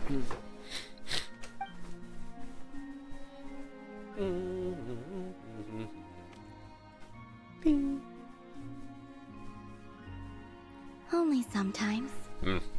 There have been moments lately where I think about you and your companions. Ooh. They are warm, mysterious, and cozy memories. Very few of my past memories are anything like that.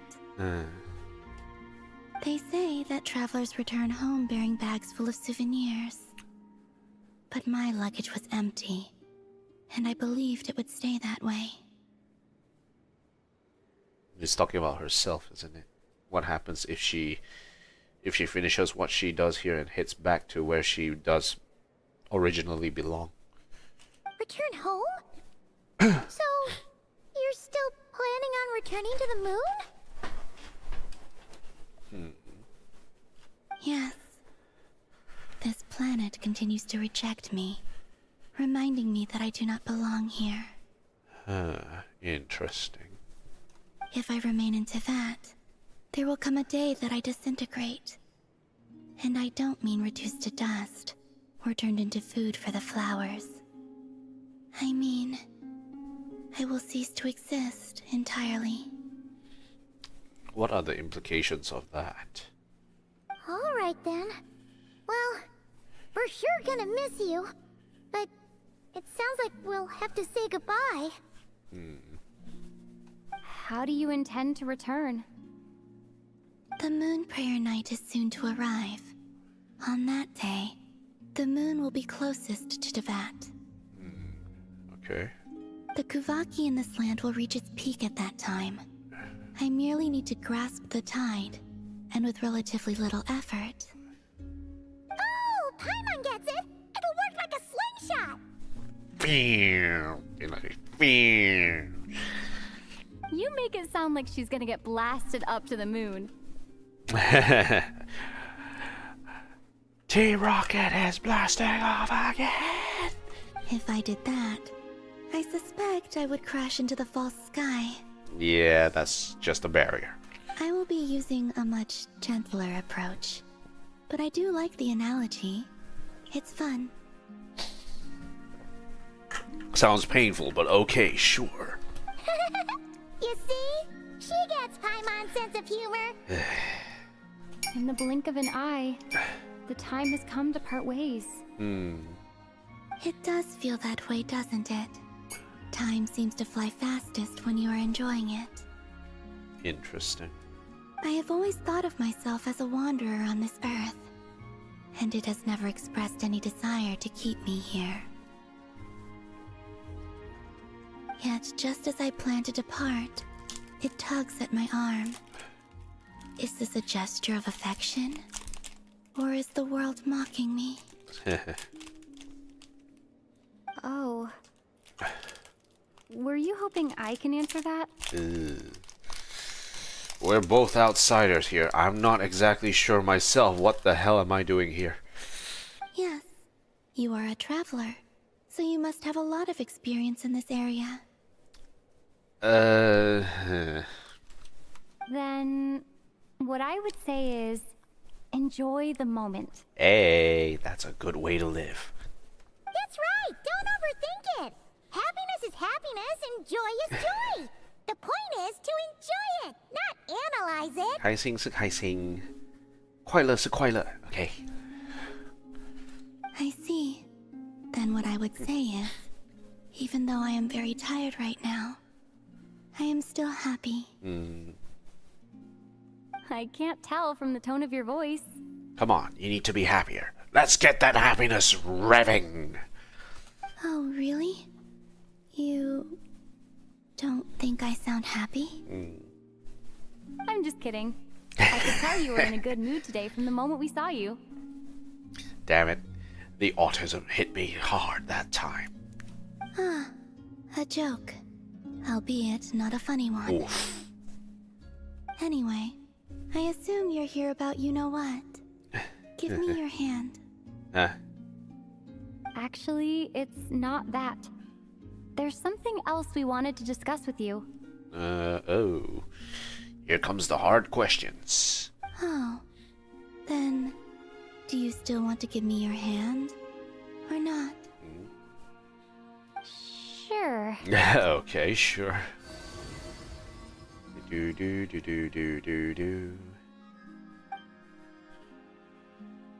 Thank you. So, I've heard that in the Moon Prayer Nights of the past, people here would hold celebrations in the Moon Goddess's honor. Since you helped so much in our fight against the Rehir of Solnari, I think you deserve a farewell party before you return home. Hey. I haven't asked everyone else for their opinions on this yet, but I'd like to invite you to join the upcoming Moon Prayer Night. I've never joined a moon prayer night before.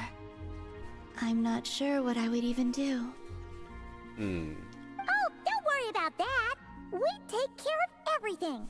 All you need to do is show up. No problem. We handle everything here.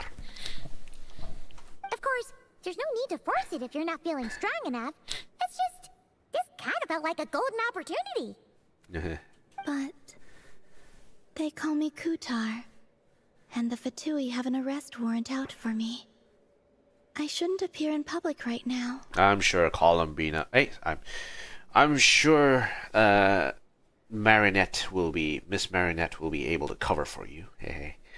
And if not, we'll call Daddy. Father, we need your help right now. And there will definitely be complications. But I'll make it work. You have my word. Yeah, we got your back. Well, she does. Paimon's actually not too sure what she's planning. All right, if you're sure. I will not refuse your invitation. Yay. I suppose it wouldn't hurt to pack a few more sights from this world into my suitcase before finally learning what my homeland looks like. Oh, if you see Lauma, please tell her that my answer to the question she asked me is neither yes nor no. Huh? Rather, it is. There is no need. Okay. That was kind of cryptic, but sure. Guess it's between the two of you. We'll pass along the message. Bye for now. Do.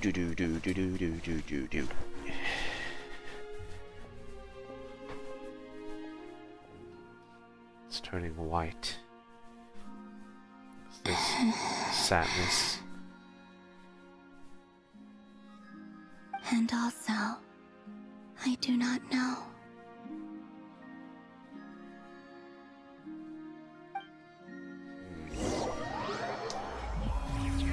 This is going to be very, very interesting. Since she's agreed to join the festival, let's go see who else wants to take part. Lauma's gotta be the person most familiar with the Moon Prayer Night. We should start with her. Also, what exactly is your plan to keep her safe? I'm not sure yet. I'll figure something out. What?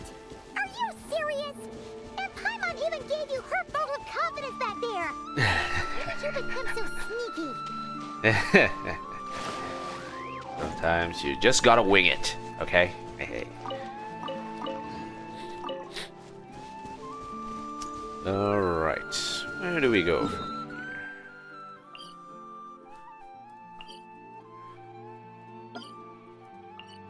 Okay, so we have 32. We'll probably... Let's just do something real quick. Go back to Yahoda. Send. And we got a lot of portable bearings, so...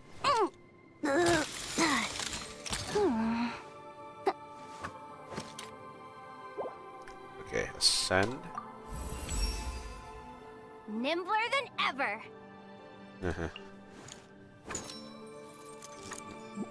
And we are out of money. We have no money to speak of. I'm so poor. I'm really poor now.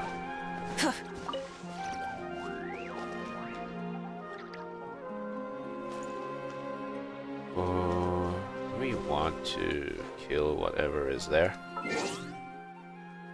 Yeah, why the hell not? Let's kill whatever is there.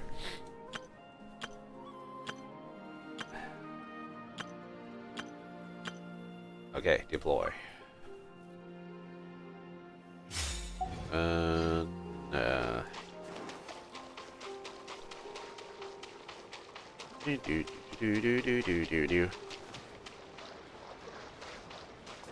Grab. Grab. Rainbow!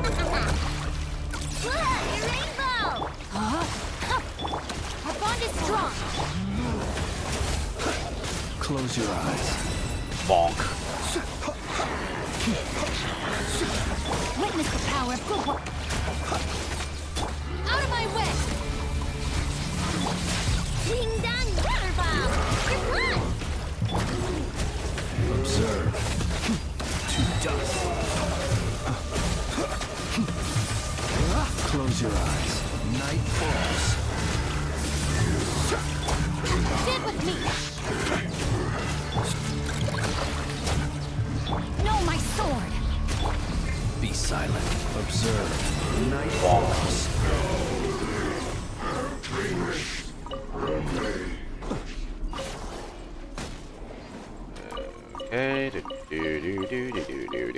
Okay. Berserker. Okay. Nice. Alright, now let's go check out the... Okay. For this particular setup, I used Cookie as well as Singchu.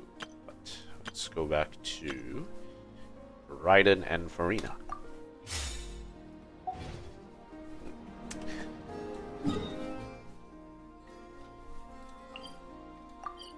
Alright, let's head in.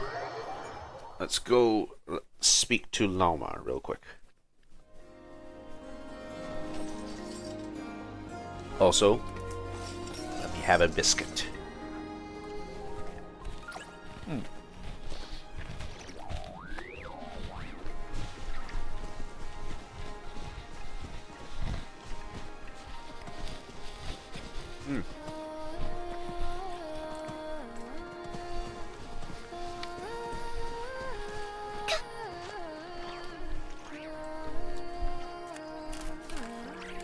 It'll be interesting to see what the expanded map would look like for Nod-krai heading forward, because we haven't had any map expansions just yet. We expect probably, if they haven't released it yet, next patch we will have the update for expanded Nod-krai map. Because this will be about Columbina trying to move around to try and find some answers, isn't it?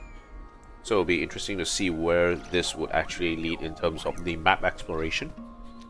Also, since Lunar New Year, Chinese New Year is coming up soon, there may be a special map for Chinese New Year heading forward. Who knows where that will lead.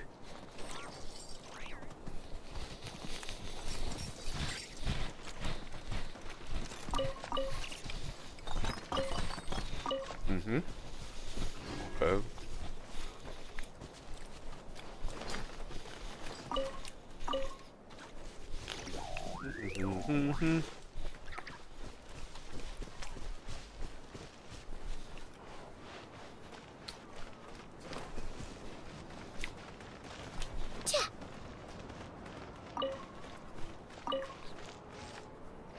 Okay, where's Ooh. Ah. There's presents here. Inakari. Moon Prayer Night's nearly here! Candy, here we come! Don't go feeding all the candy to the animals. Oh no. I wasn't gonna! Oof. Yeah, don't simply feed candy to the animals. You have no idea how they would feel. Wexel. Ooh. Nice. The frame is done, and I've got a nice new set of tools. Yeah? This is looking good. Hey. Looking good, Wexel.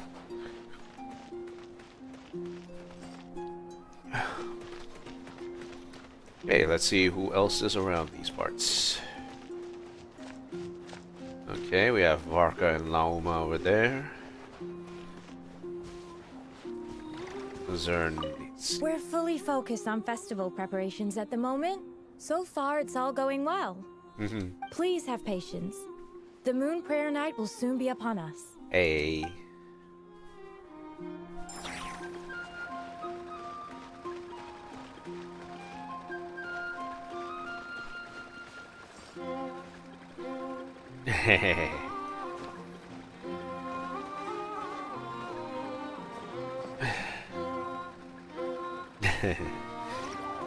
Oh.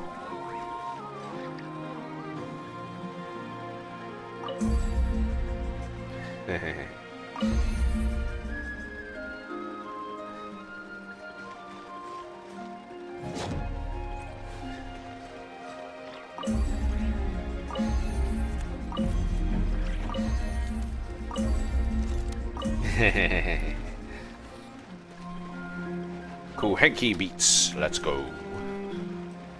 Okay, let's see who else is here. I can't climb over this.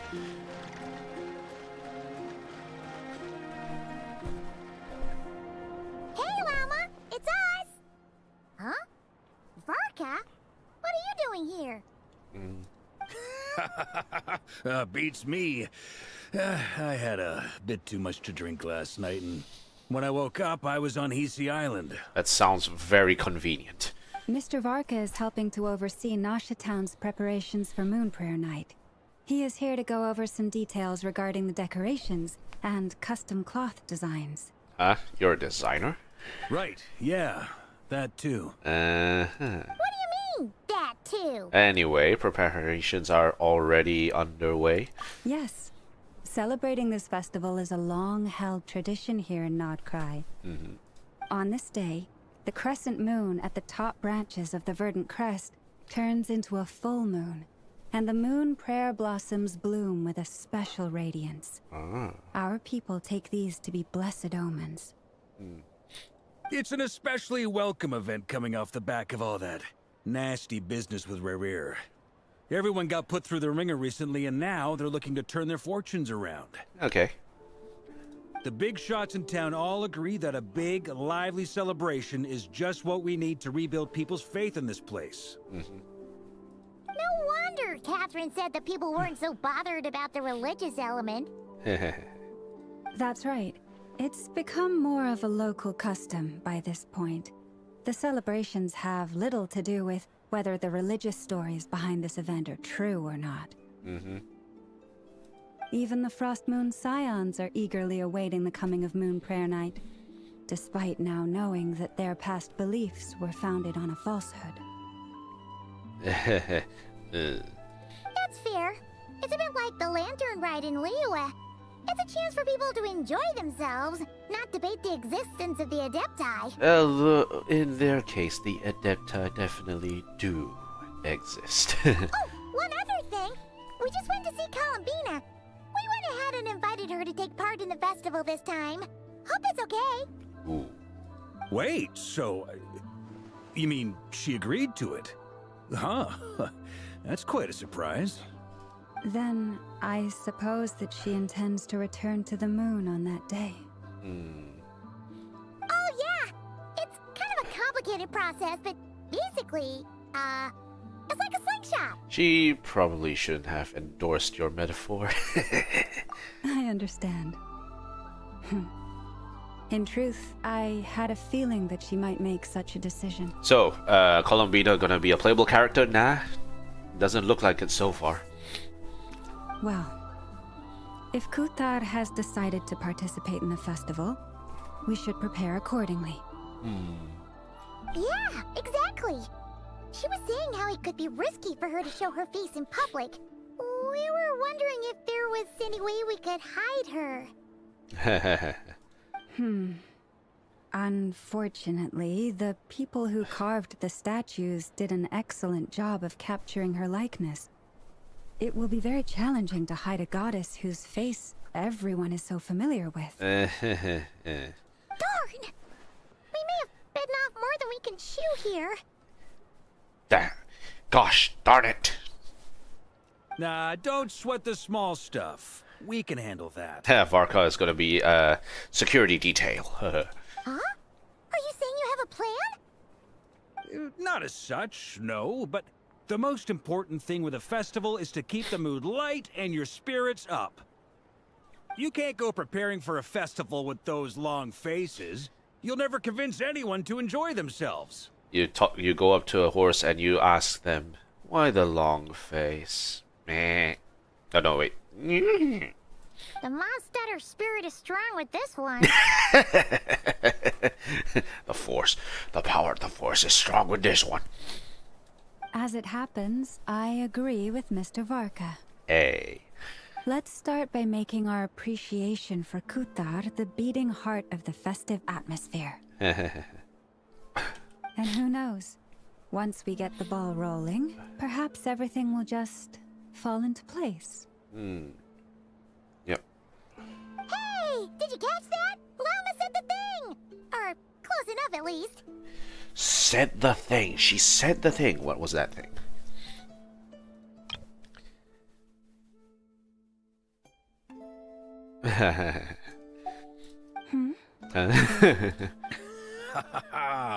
I'm looking forward to the Moon Prayer Night already.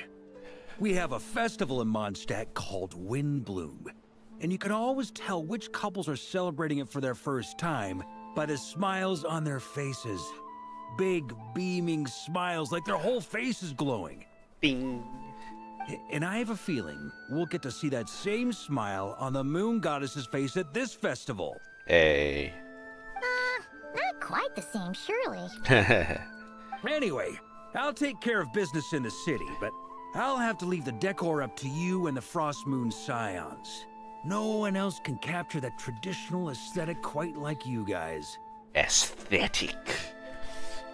But lastly, there's the final key element that brings the festival to life. Companionship. Ooh, we'll take care of that. Before you leave, let me show you something that we've been preparing. Mr. Varka had asked to see it already, so you may as well tag along. Also, I have some further questions about Kutar's decision. Ooh.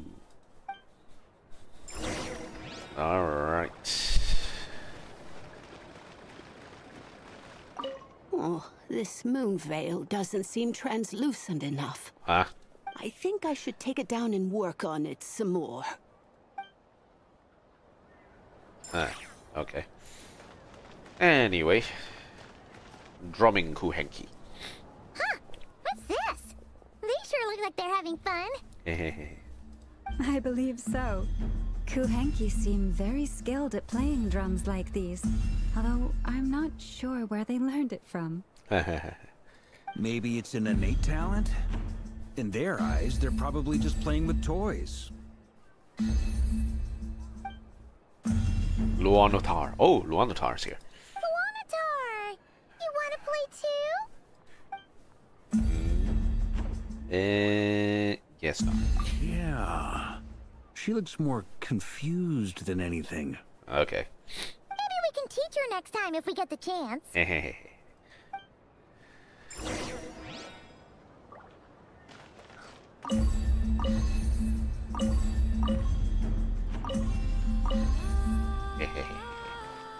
are these floaty things? Moon veils. We hang them from buildings in the city during the festival. When you look at the sky through them, it creates a lovely misty effect. Alright, picked up.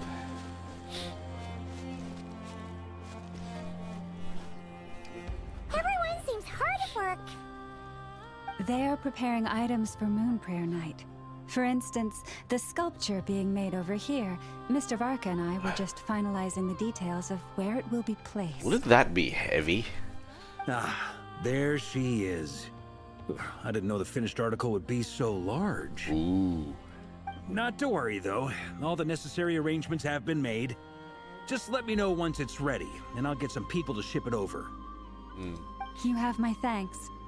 And over here, we are preparing a very traditional confection. Ooh. Oh, look at all these colors! It looks great! Can Paimon try one? Pretty please. Of course. I have a feeling you'll like it a lot. Nom nom nom nom nom nom. You nom, nom. bet! Sweets and treats are Paimon's favorite! If you included those in the Feast of the Moon, I bet Paimon would have joined the Frost Moon Scions by now.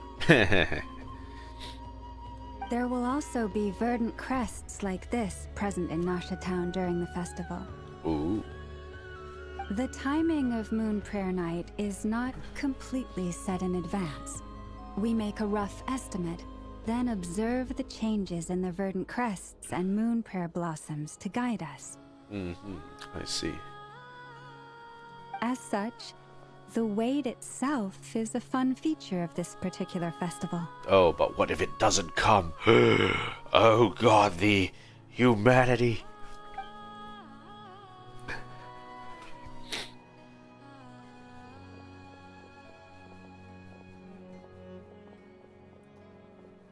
Hey. Oh, back in the old statue. Let's talk here.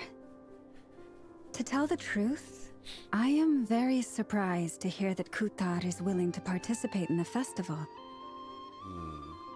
I once asked her if she'd be willing to stay with the Frost Moon Scions.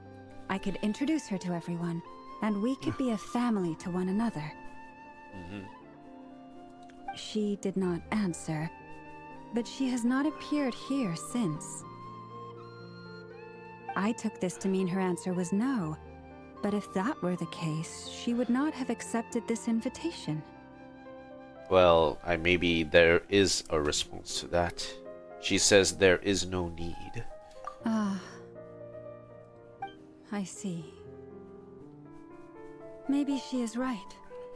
Maybe the Frost Moon Scions of today no longer need a moon goddess. But my wish was not for her to come here and be worshipped as a deity. I simply wanted to offer her a place to stay. I'm sure she believes that showing herself here might invite Fatui intervention, and as such, she does not wish to cause us trouble. I don't think it's that, really. But what really pains me about all this is that this is her birthplace.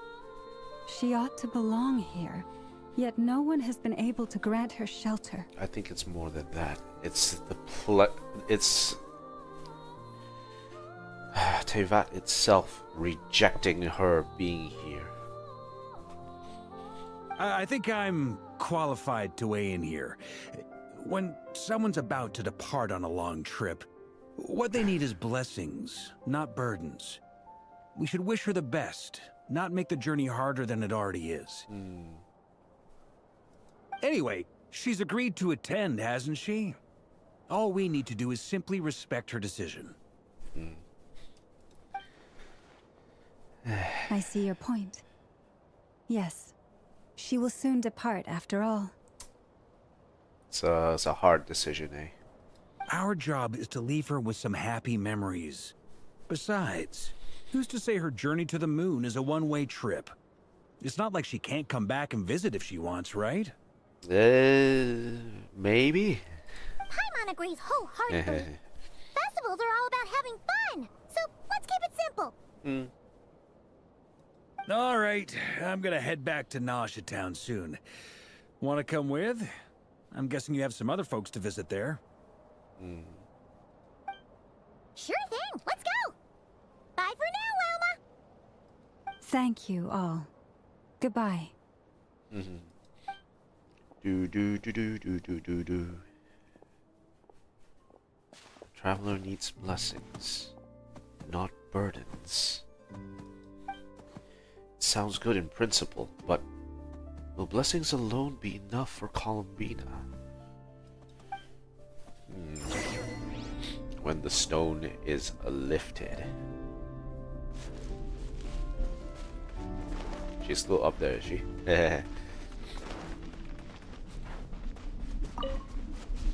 See what she says.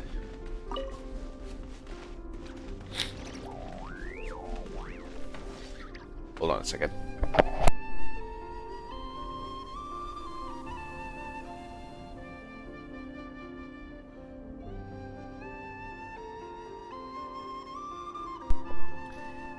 Bless me. Alright, let's see what's up. Goodbye for now. I look forward to the festival. A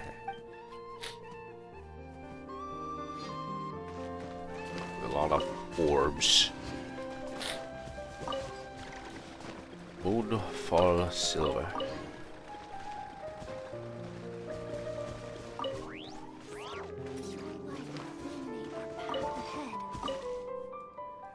Heh.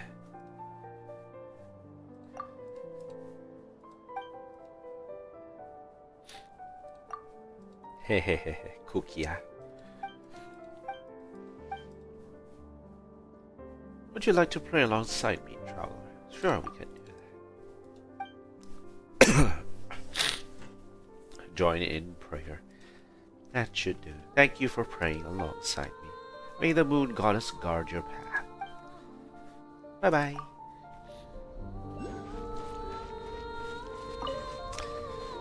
Just leaving that,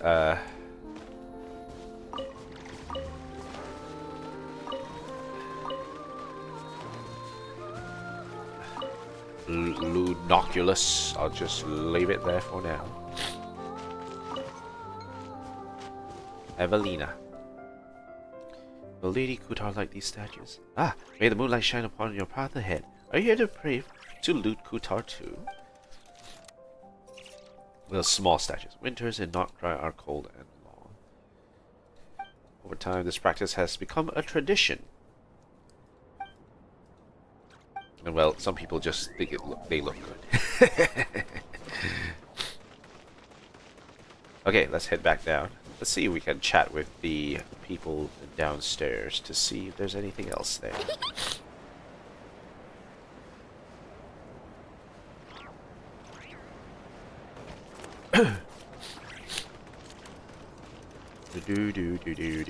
do. Pick this up. Pick that up. Okay. Pick this up. Got some random pickups here.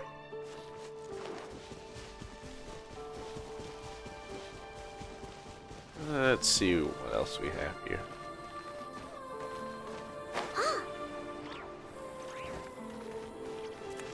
The frame is done.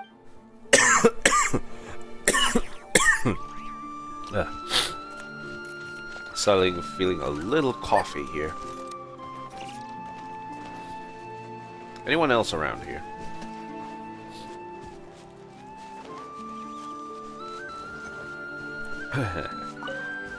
Just a weasel. Hugin. Tolfin is here as well. O friend who has journeyed from afar, leave not in haste. Stay thy step, rest a while. See the campfire. The campfire yet burns warm, and the tale hath but scarcely begun. Let the winds through forest boughs and over the lake's heart sing for us, bearing the echoes of ages past and sweeping the weariness of your travelers away. Then shall we weave the chapters left undone, that they may become the hope with which we greet the coming dawn.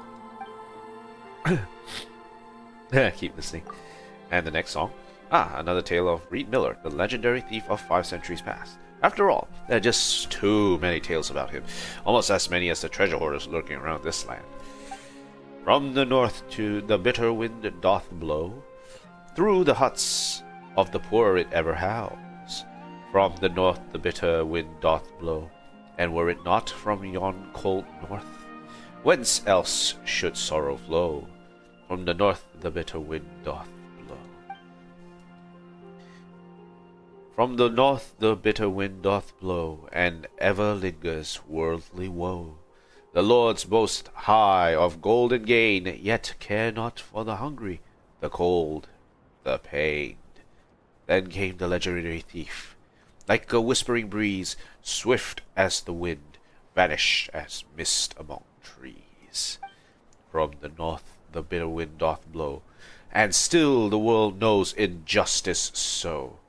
Yet legends endure, to not ebb, but flow. From the north the bitter wind doth blow. From the north the bitter wind doth blow. Keep listening. I'm sure he has a bunch of other songs here. I will leave it at that for now. Anyway, Yuyan, how are you doing? I hope you haven't been randomly stealing stuff again.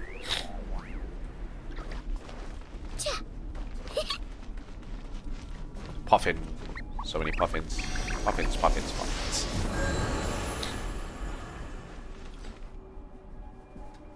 Okay, I'm gonna take a short break. We'll be right back in 5 minutes. Be right back.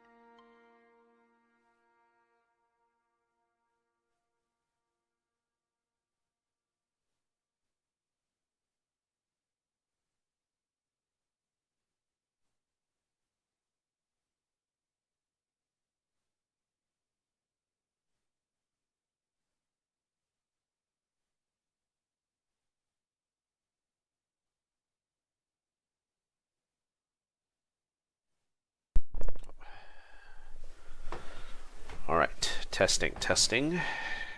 Alright, we're back. Just glasses. And now, let's continue.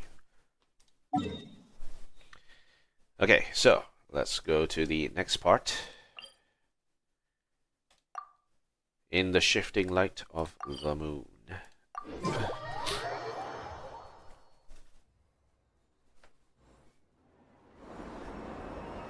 Hey, it's Flynn's Albedo and Durin. It's Durin and Albedo with Flynn's.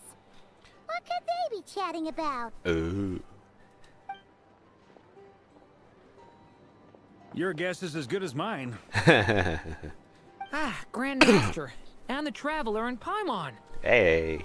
Hello there. It's been a while. Perfect. We have some new volunteers for our investigation. Ah, what investigation? Wait, let me guess. The righteous Lightkeepers are finally ready to hunt down the Abyssal Dragon. Wait, what? Yes, that too. Ha. Really? Yeah, right. Oh, wait. Why does everyone keep saying that too? Well, to be precise, the facts match, but not the causality. That is weird. Wait, so I guessed right? Varka, are you sure you're not drunk? Half right. Don't act so impressed with yourself. Half right. Maybe I can explain. We ran into Mr. Flint's north of Nasha Town. Okay. At that time, we just noticed a few abyssal creatures out in the wild, but the strange thing was, I didn't detect any traces of abyssal energy on them at all. On closer inspection, we realized that they were not real monsters, but something akin to reflections in the water, or perhaps a mirage. Huh? Huh? What do you mean? Like, you could see them, but not touch them? Exactly. It was very peculiar. They roared and tried to attack us, but we could not make any physical contact with them. I think I've heard of things like that happening in Nod-krai before, but I don't know much about it. Interesting. Yes, it's a known phenomenon. Mirage-like illusions tend to appear in Nod-krai in the run-up to Moon Prayer Night. From a distance, they appear quite real. I myself thought that Misters Durin and Albedo were locked in battle with abyssal monsters when I first arrived. But after sharing intel and investigating a little further, we can confirm that these illusions are harmless. There is no great cause for concern. Okay, I'm glad they weren't real. All the mirage stories I've heard are either animals, rocks, or small houses. Abyssal monsters, though? That's a first. It's a first for me, too. So I'm planning to look into it further just to be on the safe side. I intend to inspect a few more locations. Ooh, maybe we will be able to find the spaceship. What about you two? Any plans? Alice contacted me a few days ago. Ooh, Alice. She'd like me and Durin to assist her with an experiment. But we lost contact shortly after receiving the message. I'm sure that comes as no surprise to anyone familiar with her. Come on, Alice. You can't just be disappearing all the time and then appearing in Dodoko 4. You can't just keep doing that. We don't know when the wind will blow. Yet when the wind blows, we will know. That, in a nutshell, describes how Alice operates. Yeah, seems about right. Yeah, that tracks. Okay. Well, I suggest we investigate this Mirage business in the meantime. It's piqued my curiosity, and I'm pretty sure I know someone who will already be 10 steps ahead of us. Ooh. Well said. Right? Whatever's happening in Nod-krai, she always seems to be the first one to know. Never, eh? Let's go see what she knows. We can invite her and her staff to the festival while we're at it. Her staff is only a staff. There's only one staff. Alright, let's go find Nefer.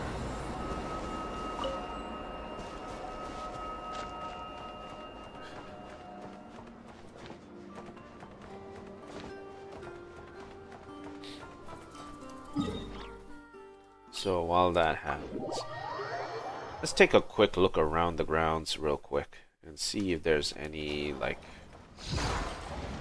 untoward incidents happening around the grounds.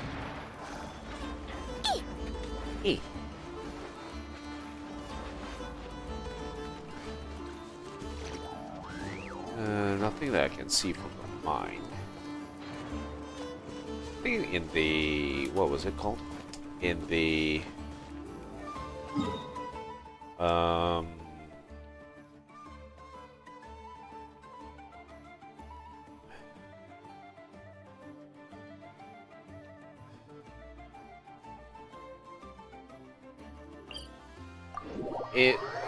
I thought I saw it in like one of the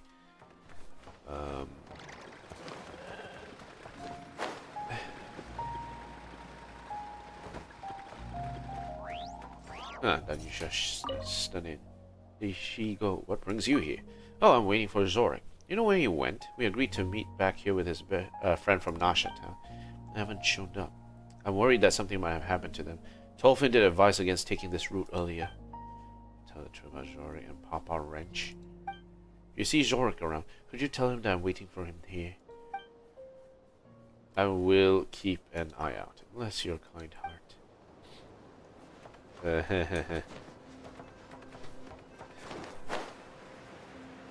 So that path heads into the boss. But I remember there was...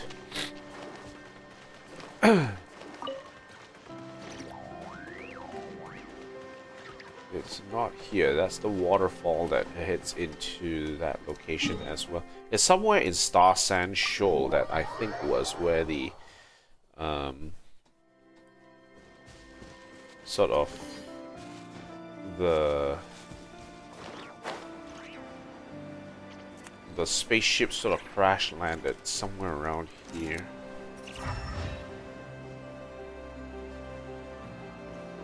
There's like a dark spot here. I'm not exactly sure what this is about. Maybe we'll figure it out as we go along. Okay, let's go to the curatorium. Where do we jump? We jump. Oh, not there.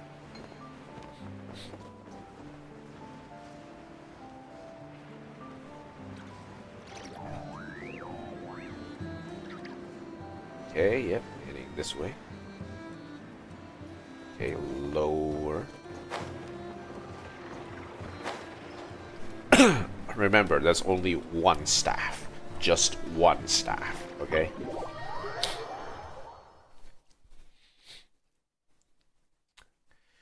Do.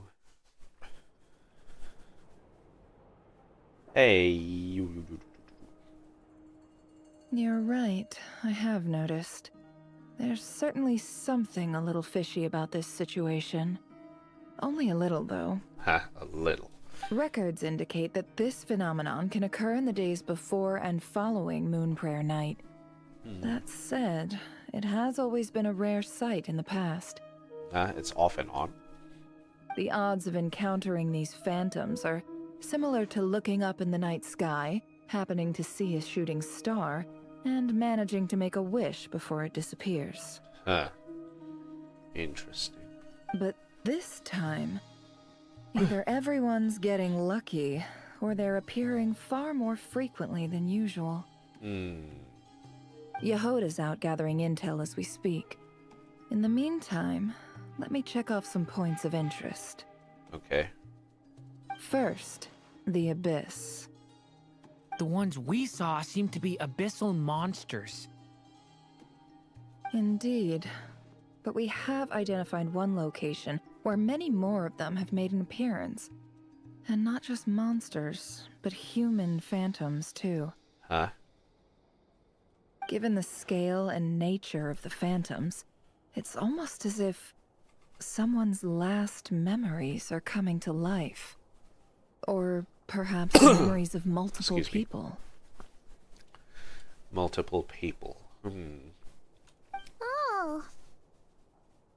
So you mean the phantom monsters are hunting down the phantom humans? Uh-oh. Exactly.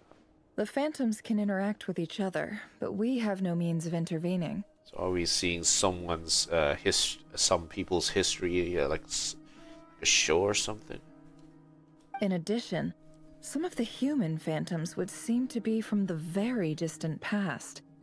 This is clear both from the clothing they wear and the stories they tell. Interesting. They claim to be from Hyperborea, a name which I've heard from Lauma before.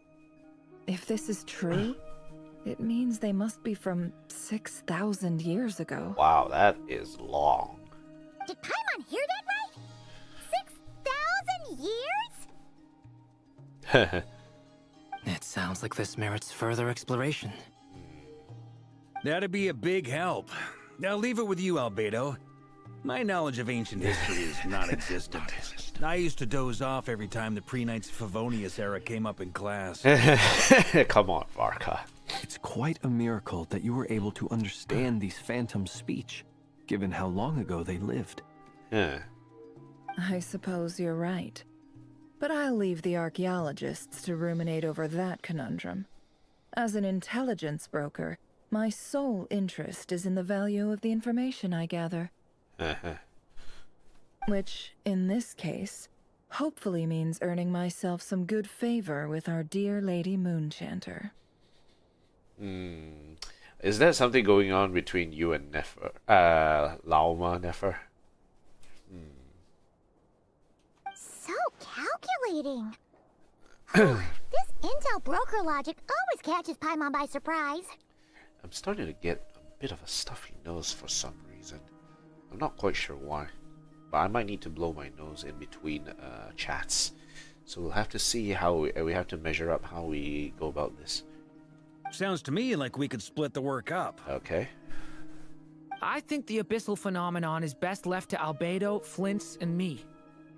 Okay. Agreed. It coincides with my duty as a lightkeeper. For my part, I'd like to understand the abyss better. Even a little knowledge would go a long way. Okay. This is certainly a rare opportunity to study the abyss.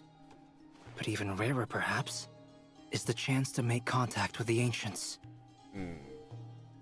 The Curatorium will take the lead on investigating the Hyperboreans. Nice. We put in the work to learn what we know so far. It seems only fair that we get some quantity of exclusive intel. That just leaves our trusty team of 2 unassigned. Wait, we're a team? Since when? Since you became an honorary knight, of course. This was part of my grand plan all along. You don't tell me you're bringing us to just drink it away, are you? Oh yeah! By the way, we managed to convince Columbina to come to the Moon Prayer Night celebrations. Would you and Yehoda like to join too? She agreed to that? Huh. Quite an achievement.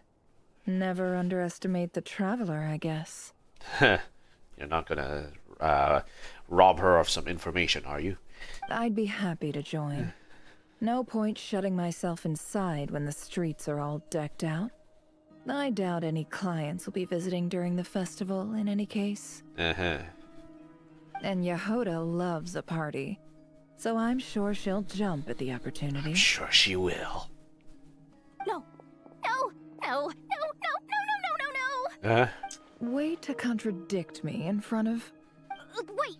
No, that's not what I have bad news, boss. Uh-oh. So many people. All right, everyone inside. Quick. Everyone inside. Run. This is gonna sound crazy, but hear me out. I saw one of those phantoms at Star Sand Shoal, and it was... Yes. It was some sort of flying ship. Star Sand Shoal. Like a spaceship? Oh no, a spaceship at Star Sand Shoal? That's gotta be the one you came to Tibet in. You said you saw the same thing through the moon marrow, right? Looks like it. Huh? You already know about it? Ugh, I thought I was gonna blow people's minds. Turns out I'm the last to find out. Not necessarily. Wait. Back up. You came here in a spaceship? Now my mind is blown. What's it like on the inside? Was it like flying through space? I want to know everything. Maybe that's a conversation for next time. It's a huge discovery on your part. Yep, exactly. Huge discovery. Huge. You're the best. Second best intel broker in the world. After your boss, of course. You should say the best, man. Wow. Really? Well, I don't know if I'm all that, but... Nefer is like, look at her, being buttered up. I guess that decides where we're heading next. Hey. Come on, don't look at me like that. I know the spaceship doesn't have anything to do with me, but you don't want to leave me as the only one twiddling my thumbs, do you? please? Varka is suddenly interested in history. Fair enough. You can tag along. Sure, whatevs. In that case, let's meet back here to discuss our findings once we're done. Okay. I wish everyone a productive investigation. You too. Do do do do do do do do do do do.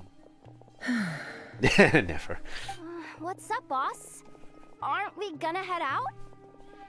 Tell me, Yehuda, when did the curatorium start giving out intel for free? Never's a money. Sorry, boss. Yeah. Money.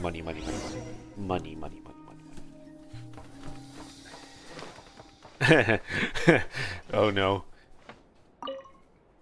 We can't unshare information any more than water spilled on sand can be put back in the bucket. I'll just have to balance the books some other way. Please, boss. There's gotta be another way. Who knows? Depending on what they find, maybe this will work in our favor. Please don't find me. Please.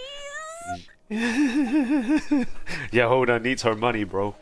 She needs her money. Anyway, hello, Ashru. Anyway,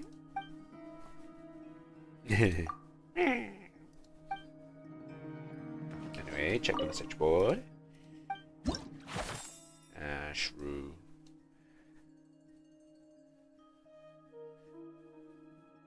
I'm really here to pet Ashru instead. Meow. Charlotte. And Vika. Alright, we'll deal with that later.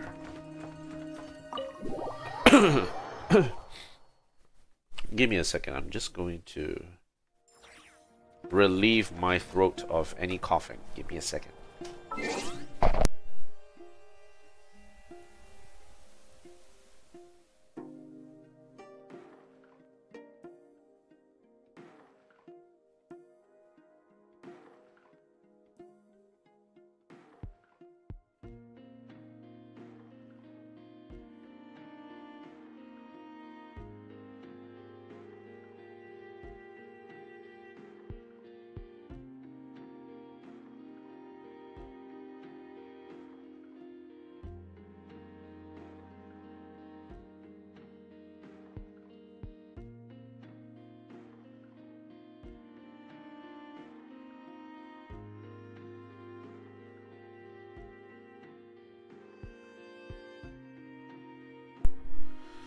Alright. Hopefully that cleared it out. Still getting a bit of a sore throat at the moment. So it might pull on a little bit of an effect. We'll see how it goes.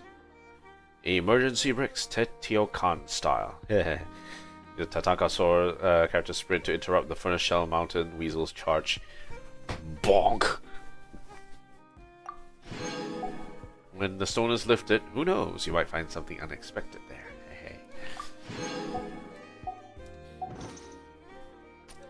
Hey. Okay, next stop.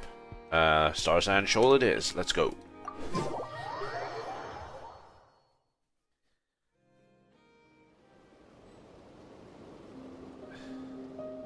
Ooh.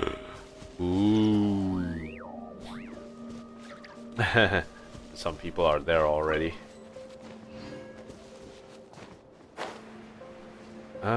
There's also people there.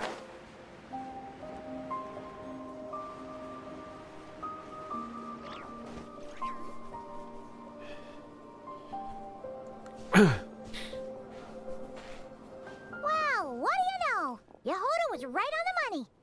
This Phantom really is your spaceship. Ooh. But that's so weird. Why would it show up here? Is it some kind of projection? Or a ghost? Like, maybe it no longer exists.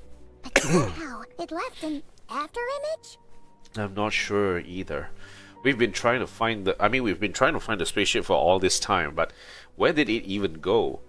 So if the image is here, that's where it crashed. But what happened after it crashed? We're not quite sure.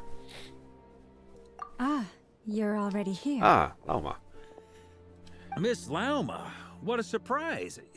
I thought you were busy with festival preparations. I was, until one of our people informed me that a strange sight had appeared at Star Sand Shoal. No one's ever seen something quite like this before. I thought I should see it for myself. Same here. Oh, so we heard that these things appear around the festival period. Any idea why that is? Unfortunately not. We have very limited information about them, since they can't be interacted with. And no human phantoms have ever made an appearance before now. Human phantoms are new then. The most we've been able to deduce is that these sightings appear to be connected to the increase in Kuvaki energy around this time. Let's look around and see what we can find out. Yeah, seems like that's all we can do. This is all so confusing. Yep. Allow me to lend you a hand. Ooh. Do do do do do do do.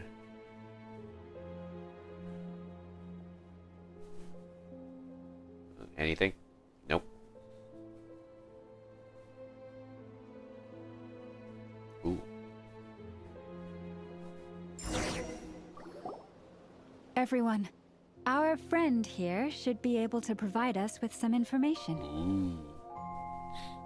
Is that a phantom Rhyme-horn deer? I've heard about how the Frost Moon Scions live in harmony with the animals, and can even communicate with them. That's coming in handy now, for sure. Okay. Yes, I understand. Then how about this? Oh, you can speak to them. Oh, it's leaving. It appears to share our curiosity about this giant spaceship, so I asked it if it wouldn't mind investigating along with some friends. In return, I told it about some nearby spots where the wild fruit grows abundantly. Nice. We may live in a different era from these phantoms, but I trust that the terrain, climate, and ecology here are more resistant to the effects of time than some things are. Let's give them a moment and hope for the best. After a few moments, the Reinhorn deer and his companions return happily. All back together? Must have been a lot of fruit. Hey. Indeed. Now let me ask them some questions. Hey, you know anything about this? It did find a lot of wild fruit. Enough for them to feast for a long while. Okay, that's cool. This puffin circled in the air several times, but didn't spot anything out of the ordinary. Certainly nothing to do with the spaceship. Okay. Huh. Well, it definitely makes sense to get a bird's eye view. Indeed. Other than that, I was also thinking that the world these phantoms see is also different from ours. Oh, I get what you mean. The wild fruit exist in both times and spaces, but there might also be things that only exist in that space-time, which we can't see. We don't see their whole world. We only see small fragments. Good point. Great thinking, Lauma. Blunthorn rhinos can use Kuvaki to shift great rocks, but this one says it couldn't get that ship to budge by even an inch. Okay. The sniffer mole tried too, but despite being a skilled digger, it could not get through. They say that the spaceship looks robust and undamaged. It seems completely impervious to any and all attacks. Whatever lies within is well defended from harm. So, just like us humans, there was nothing they could do about this spaceship either. Interesting. Yes, Still, they deserve our thanks. Hey. We are grateful for all your efforts, dear friends. Now go, and enjoy your feast. I've noticed some other human phantoms gathered nearby. Come on, let's go talk to them. Cool. Let's go see what they say. First up, what do these people say? Real life. Those illusions and those people. It's all a little creepy, don't you think? Nah, all part of the festive atmosphere. Ooh. Just shrugging it off, eh? Echo and reality. Have you ever seen anything like this? Nope. Never seen or heard anything this weird.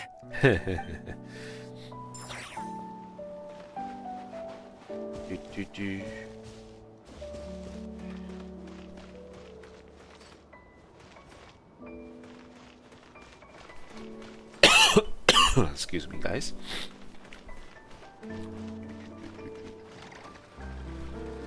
Let's see. What about those two?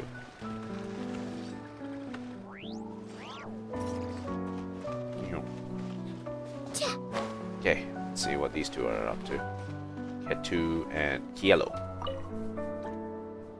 What is this thing? I've never seen it move, and there's no way to get inside. Goodness knows. My grandpa says it's been sitting here at least since his grandpa was still alive. What about his grandpa? Did he say anything to your grandpa's grandpa about it?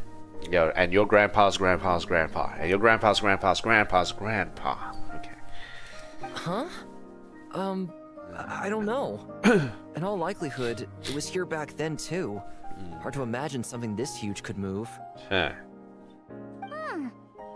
Guess that means that as far as they're concerned, this ship's been around a long time.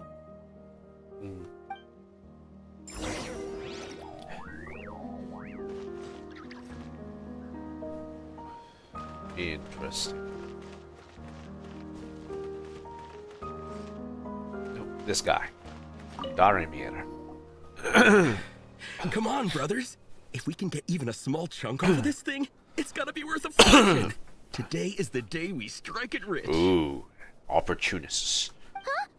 You mean Paimon? Paimon is for emergency food, okay? Yes, brother, I shall join you. Let's make our fortune. Varka. We should go with them. Yeah, let's have some fun. What the? This thing is crazy tough. I can't even scratch it. What's it made of? Sorry, brother. Looks like we'll have to seek our fortunes elsewhere. No. Enjoying yourself? Paimon. I was just seeing if I could influence this phantom's perception by playing. But nope, no dice. Aw, no. That's... I'm sure we're all starting to build up an idea of what's going on here now that we've spoken to some of the people. Okay. These phantoms are reenacting real historical events in Nod-krai. It's almost like we're in some kind of interactive stage play. We can talk to the actors, but the plot is fixed, and we can't influence it. Okay. It makes sense. History is set in stone. The objective facts of the past cannot be changed. Paimon totally thought you were just goofing around earlier. But actually, you were doing some serious investigating. Very serious. Seriously serious. Of course I was. Anyway, at this point, I think we're forced to conclude that although the Phantom spaceship is right there in front of us, we aren't going to learn much about it from these people. Huh. If only this showed the moment when my brother was searching for me. Maybe then I could have discovered why he wasn't in the spaceship. Or if it showed the moment when it disappeared, I might have found out who was piloting it and where they were headed. But no such luck. All we've seen is an arbitrary moment in time during its long stay here. Don't be discouraged. If nothing else, this is proof of the ship's existence. And think about it. So many people tried to hack their way inside, but no one could get the door open. It's made of very tough material. To me, that says that we'll either find the ship itself or the story behind it. It's just a matter of time.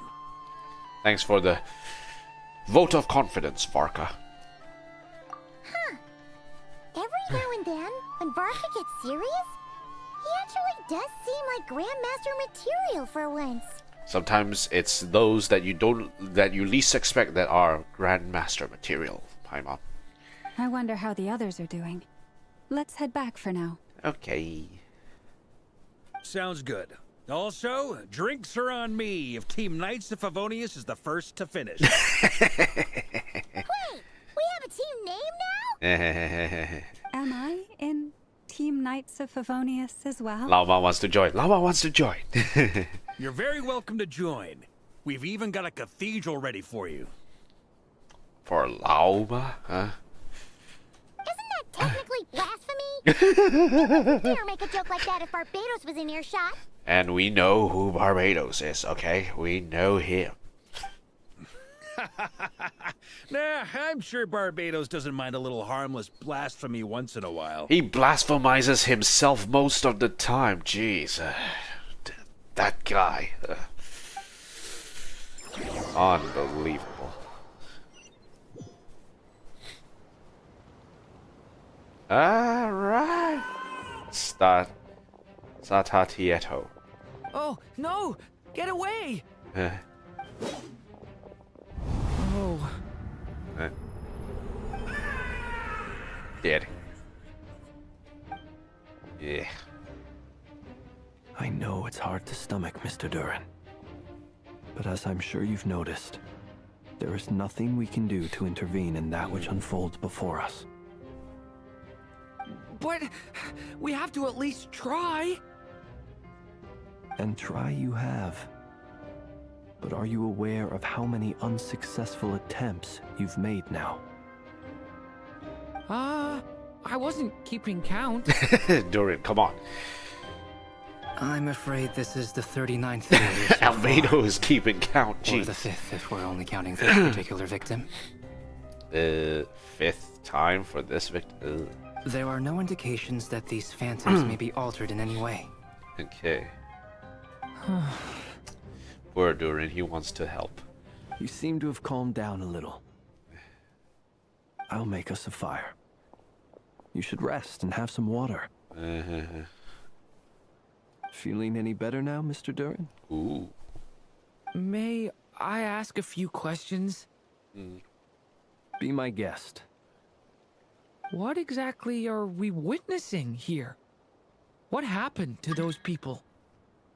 Sorry, Moreno. Unfortunately, I have to decline. My guess would be that we are seeing Nod-krai during the Conrian Cataclysm.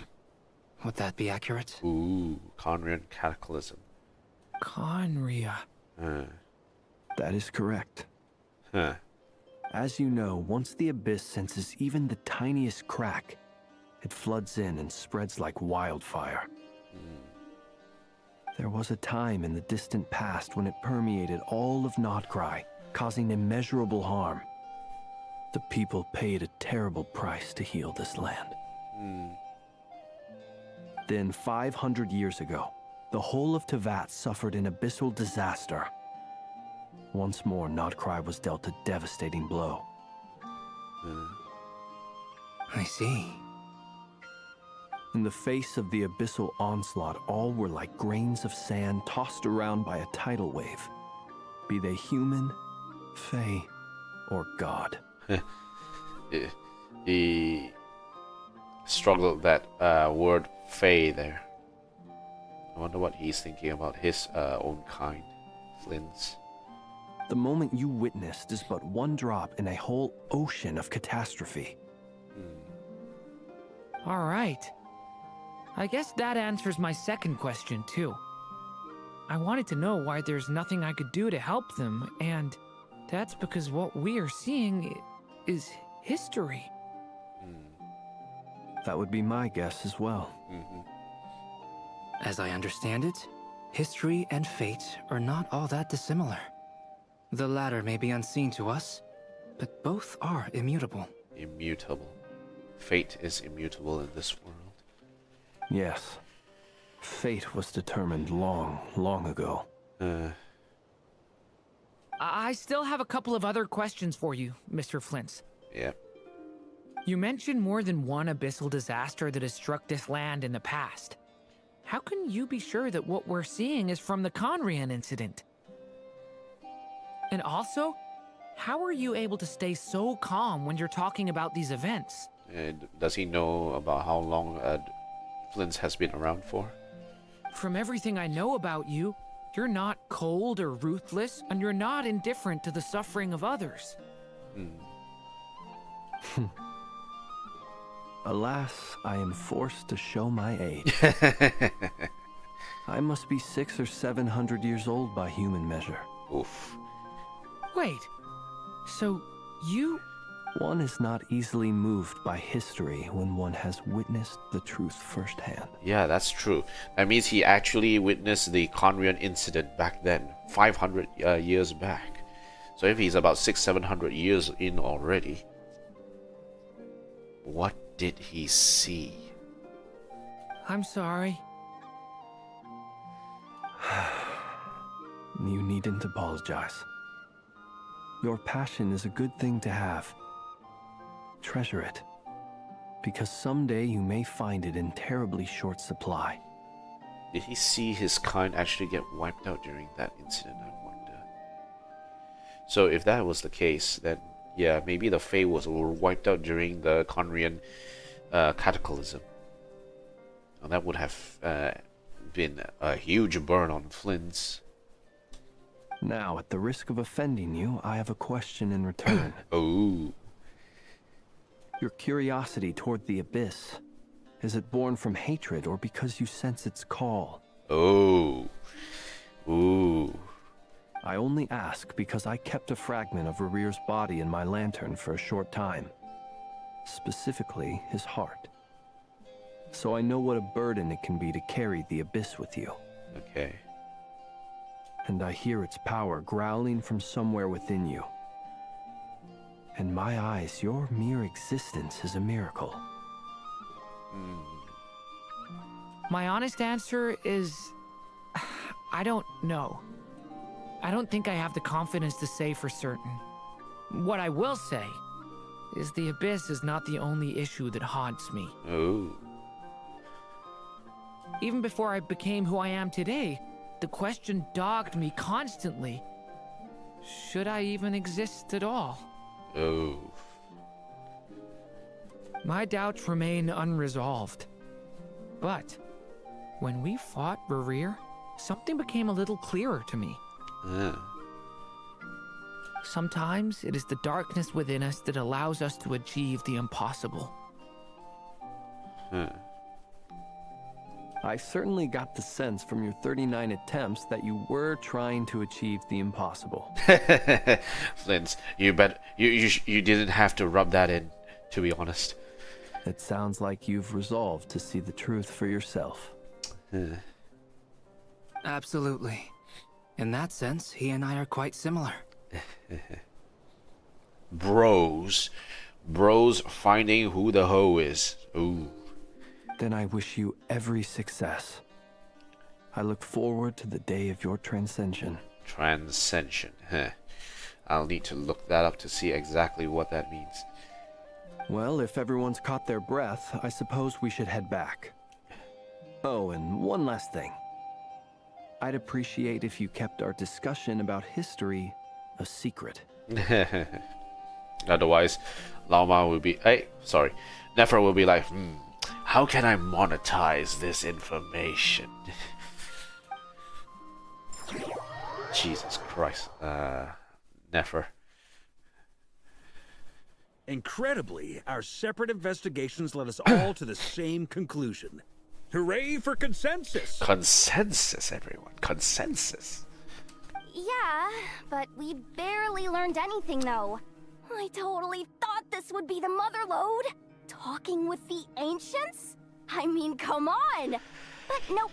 All we got was useless snippets of conversation. Yeah. And all this stuff about moons and Hyperopia. What a load of baloney. Seems like people back then had a few screws loose. I understand your frustration. We found the same issue. Each phantom only showed a very brief moment in time. There isn't much value to be found in these miscellaneous fragments of civilization's history, no matter how glorious it may The have glorious golden age will return again. If there's a silver lining, it's that these phantoms are harmless to the present reality. They shouldn't get in the way of the festivities. Paimon agrees. And not just because it's the first thing she understood in this whole conversation. You look disappointed, Nefer. Is something the matter? What do you think? We all worked our tails off, but the only one to gain anything from it was you, Lady Moonjanter. Huh? Well, please do share the Hyperborean records with me. I will gladly inscribe them in our people's documents. Oh, duh! Yeah! That was it! Hyperborea! Hyperborea. I'm serious. Only an expert in the Frost Moon Scions and their history can turn these records into valuable research material. Ooh, Lauma's a total expert on this. The alternative is to let them gather dust on the curatorium's storage shelves until the pages turn yellow. Nefer, you're wise enough to know that cooperating and sharing the profits is the best course of action here. I'm totally taking a cut of this, Nefer, okay? Well, that goes without saying.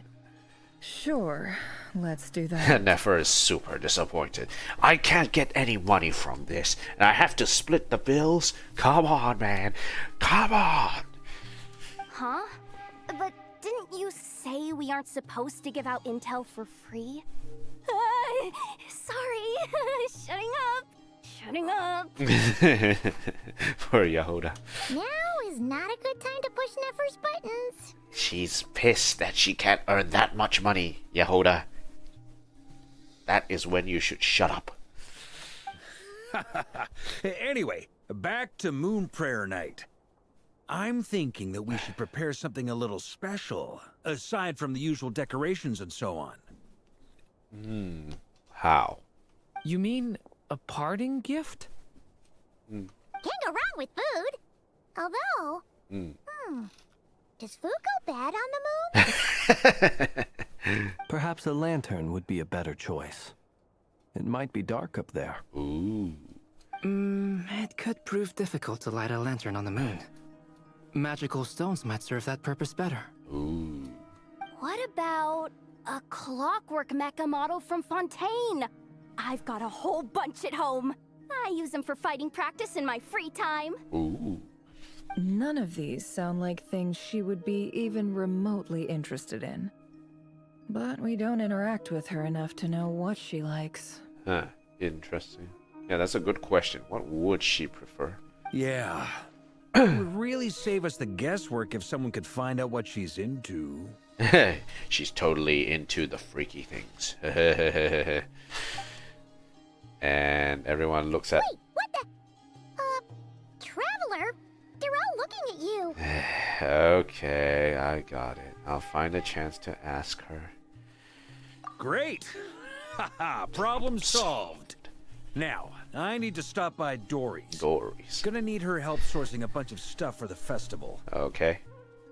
Then let's leave it there for now.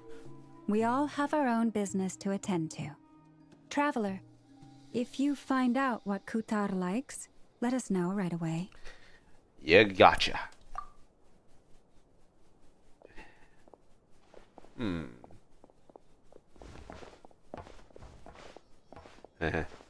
Is something the matter? Hey, that's my you seem a little down. I'm fine. It's just... I'm still feeling a little rattled after witnessing the horrors of the Abyss. But it's okay. This is something I have to work through. I'll be all right. Thanks for your concern. Let us know if you need any more help. Well, don't put too much pressure on yourself. If you ever feel like something's wrong, physically or mentally, we're here to talk. Forget, I'm a member of the Knights of Favonius. You can always rely on me. Come on. Stop treating me like a kid. You're always little Durin to us, Durin. Okay, ripples that will never reach. Oh no. Which is why we need a lantern guaranteed to work on the moon. Yes, I have a few ideas, but the lantern itself is the easy part. The real issue is how little we know about the lunar environment. Wait, you two are serious about this? Durin. Let's just say I'm intrigued by the shining magical stones that Mr. Alfredo has mentioned. Come on, you lantern magpie. Why are you always so interested in shiny stones? Of course. And Nefer?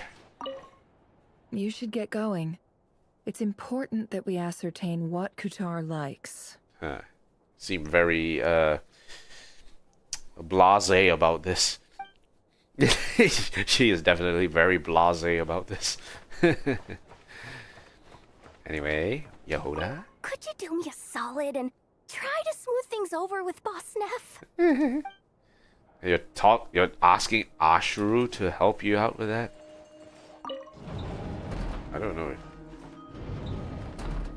You letter. Chest that contains some part of Curator's secrets finances. It's like there's no way to open it. Perhaps this chest can only be opened by the staff at the Curatorium of Secrets. Which, well, there's two. One is Nefer, and the other is Yehuda. In which we will deal with Yehuda at another time. Okay, so we are still on Act 5, right? So that is something that we need to work on. In the meantime, let's take a short break. I'll be back in like another 5 minutes. Cook 20 dishes, make total 50 wishes, and claim all. Grab this. Nice. Okay. Alright, we'll take a short break. We'll be right back.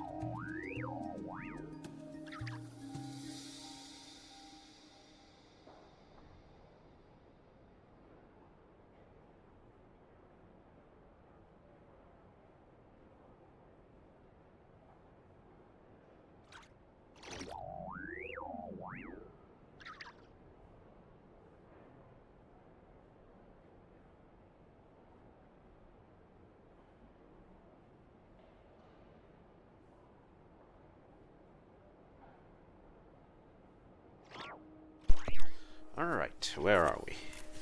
Let's get a drink in first.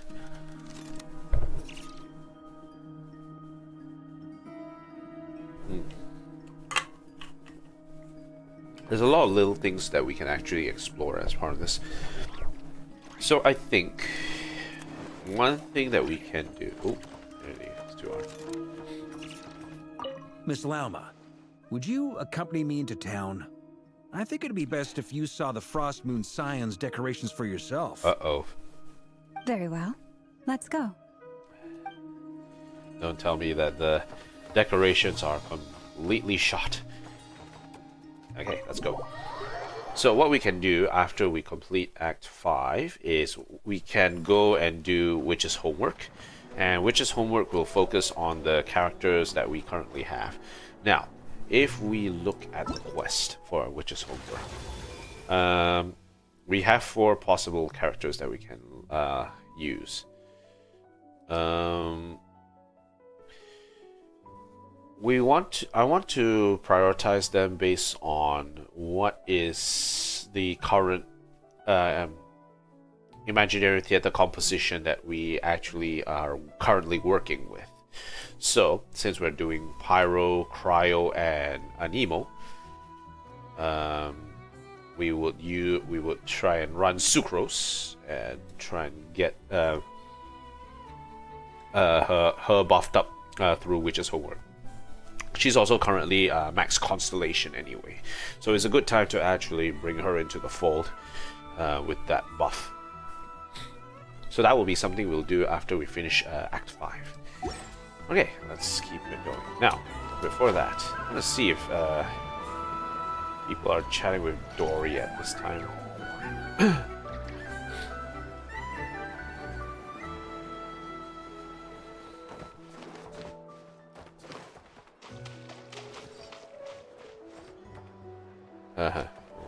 Lord Sangama Bay's representative.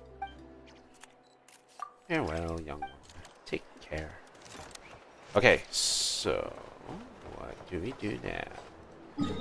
Let's go take a look at Star Central and see if the ship is still there. Ooh, the phantom of the ship is still there. See if anyone is still, taking a look around.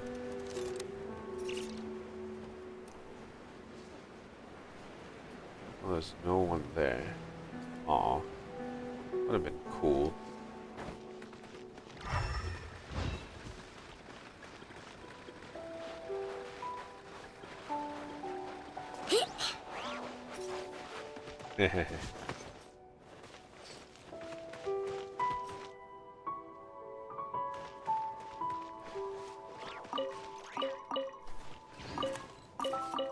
And then through here you go through, and then you come out here and into the whale.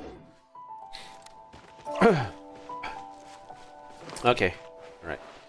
Looks like there's nothing doing here. Would be cool. And one other place we can check out is up here. Near the training ground. Either the training ground or near where the fish is being where the fishing guy is currently going.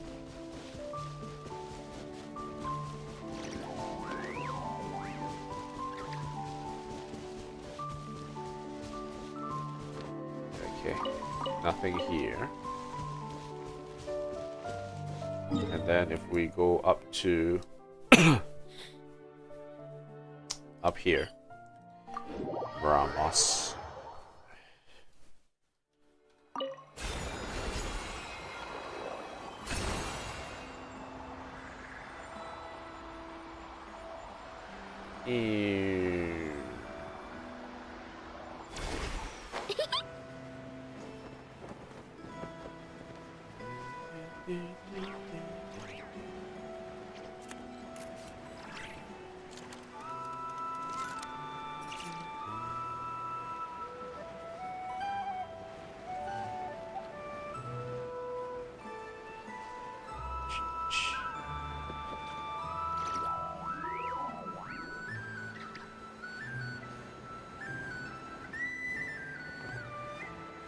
See if there's anything over on this side.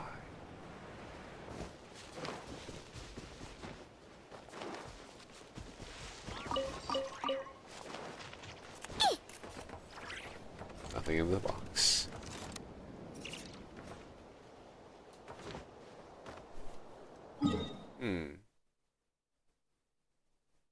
I guess there's nothing here.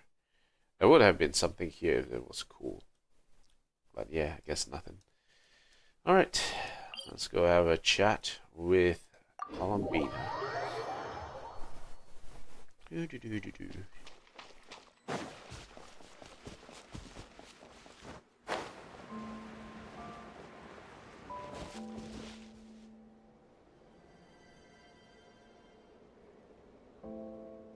The song has changed.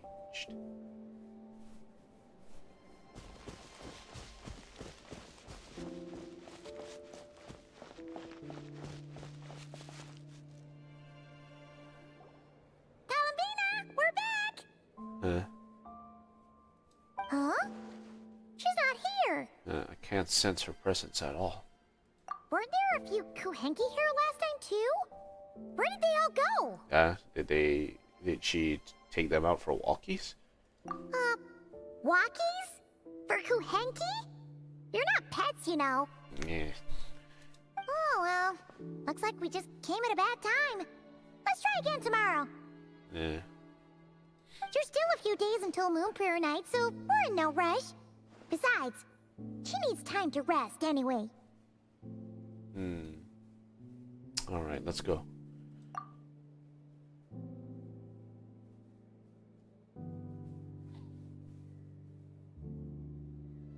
Talamina! Are you back yet? The next day. Oh, how strange. Looks like she still isn't here. This is odd. Right? It's not like her to spend so much time outside. Especially since she's worried about attracting unwanted attention. Has she been back at all? What about Luonatar? Luonatar, you there? Ah, oh, there you are. Hey! Do you know where Columbina went? Sorry, didn't understand. But if you know where she is, could you take us to her? There's like an I don't know either, maybe? Yeah, that's even stranger. Speaking of which, the flowers. What about them? Oh, that's not good news. They change color when Columbina gets weaker, right? And they look super pale right now. Okay, let's go find Lauma. Maybe she might be able to help. Good idea. She might know what's happening.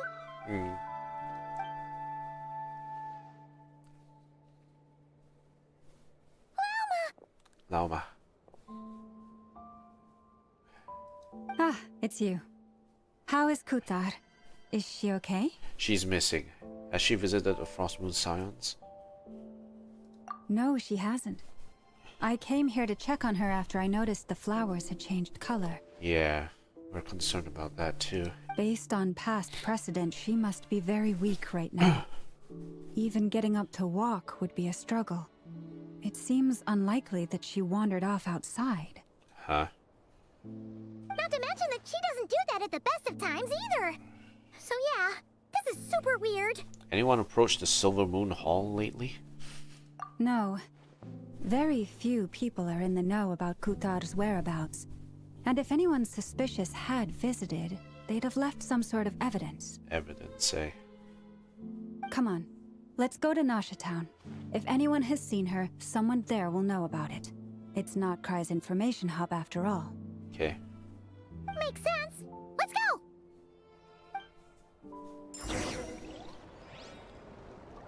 Frog.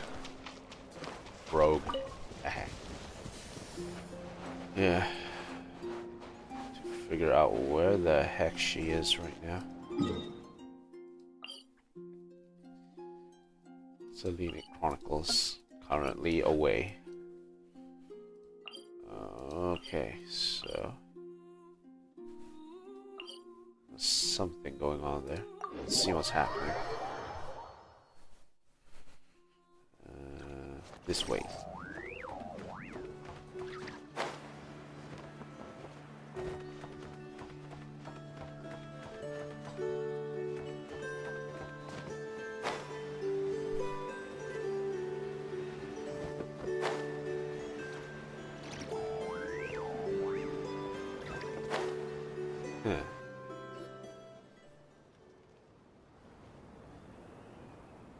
Wait a moment. Is it just Paimon, or is this stall kind of suspicious? It's never been here before, right? Suspicious. Looks like the work of the Hexenzirkel. No, I don't recognize it. Alas, your free and easy adventure time is over. Now, prepare to face the final boss of Nod-krai. Oh no, we're so scared. Whoa! Where'd that voice come from? Not sure, but it's definitely hostile. Definitely hostile. No, not that way. The final boss is right here. Huh? The sniffer mole? That's the final boss? Surely not. Also, the voice is a little familiar. Okay, the jig is up. I'll stop teasing you. Turn around. I'm right behind you. It seems I've managed to leave quite an indelible impression, even though you've never seen my face. Oh, nothing could make a great mage more pleased with herself. Yes.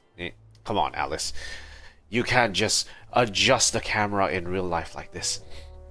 Great adventurer of the realms, Dodo King, really? Defender of Old Mondstadt, etc. But mother of the most adorable Klee.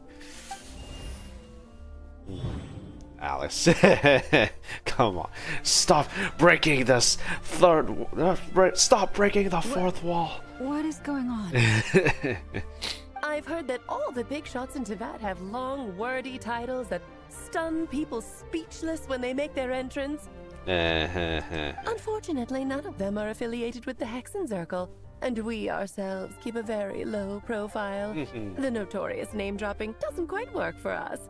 Still, I, for one, think I'm really quite amazing. I'm totally, really quite amazing. I'm totally quite amazing. So that didn't stop me from coming up with a title anyway. Alice? It's really you this time? Not a lantern or a Dodoko, but Alice in the flesh? Ooh. Oh, that's right. So, what do you think? How does it feel to finally meet me? Interesting.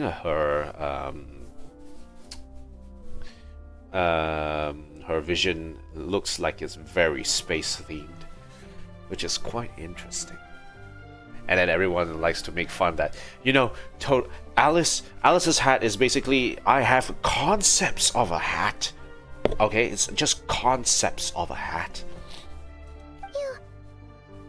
You look like... Sir Klee looks so young. Oh, that's the first thing you thought. A little surprising, but that actually makes me very happy. Klee. Because that means that when Klee grows up, she'll be just as stunningly beautiful as her mother. Actually, her vision is Mondstadt flavor. It's just that she has a special sort of setup, a decoration for her vision, which is quite interesting. So she's a friend of yours? Oh, yeah. Kind of. This is actually the first time we've seen her in person. I see. Madam Mage, that was, quite a powerful entrance.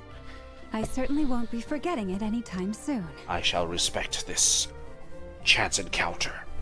It's okay, Lauma, don't force it. Paimon will do the honors. This is Alice from the Hexenzirkel. She's a friend of ours. And of Arcus, too. She's helped us a lot in the past. That's right. She's a good person, just kind of unpredictable. Unpredictable. Well, What is the human heart if not unpredictable? Hmm? If we could not do as we please, how would we differ from machines? Come on, you put a bunch of Helen churls to work for energy. Come on, man. I am Lauma, Moon Chanter of the Frost Moon Scions. It is a pleasure to meet you. Oh, I know. Before you got here, I spent a good, 15 minutes getting up to speed on Nod-krai's present situation. 15 minutes? Really? In other words, I've read the whole in the last episode part, so we can skip the pleasantries. Fair enough. Well, Miss Alice, I can already tell that you have quite a unique personality. She freaking blasts the fourth wall multiple times already. Of course she has a unique personality. You'll get used to it. Paimon sure is. So anyway, what are you doing in Nod-krai, Alice? Ooh, big question. Oh, I thought I told you already. This time, I'm the final boss. Of what? And what a formidable foe I shall be. Powerful, confident, decisive, and good luck finding my weak spot. You will never succeed. I'm going to send a formal request for Jean to put you in solitary. Oh, drat. My one weakness, and you found it in an instant. Fate has been dealt a devastating blow. Hey, I learned from the blessed. Blessed. Come on, stop cleeping it out. Hey, cleep. Thus falls the great Dodo King. So sad. It was short-lived, I know. Why are you playing along with this nonsense? Hey, she's here. Might as well play around. For funsies, of course. What's wrong, Paimon? Are you disappointed in me? Am I a gigantic letdown? Oh, no. No, it's just... You seem like a busy lady. And this is the one time you've shown up in person. Paimon figured it would be for something more high stakes than just goofing around. You know, fate, end of the world stuff. The usual, right? You're quite right. I'm here in Nod-krai because something big happened. Something big enough it caught the attention of the Hexen Circle. It concerns the 3 moons, Tevat's borders, and of course, the moon goddess you are currently searching for. You know where Columbina is? Kind of. Why don't we discuss this over a pot of tea? Isn't this supposed to be urgent? My main reason for coming on this trip to Tevat was, of course, to have some fun.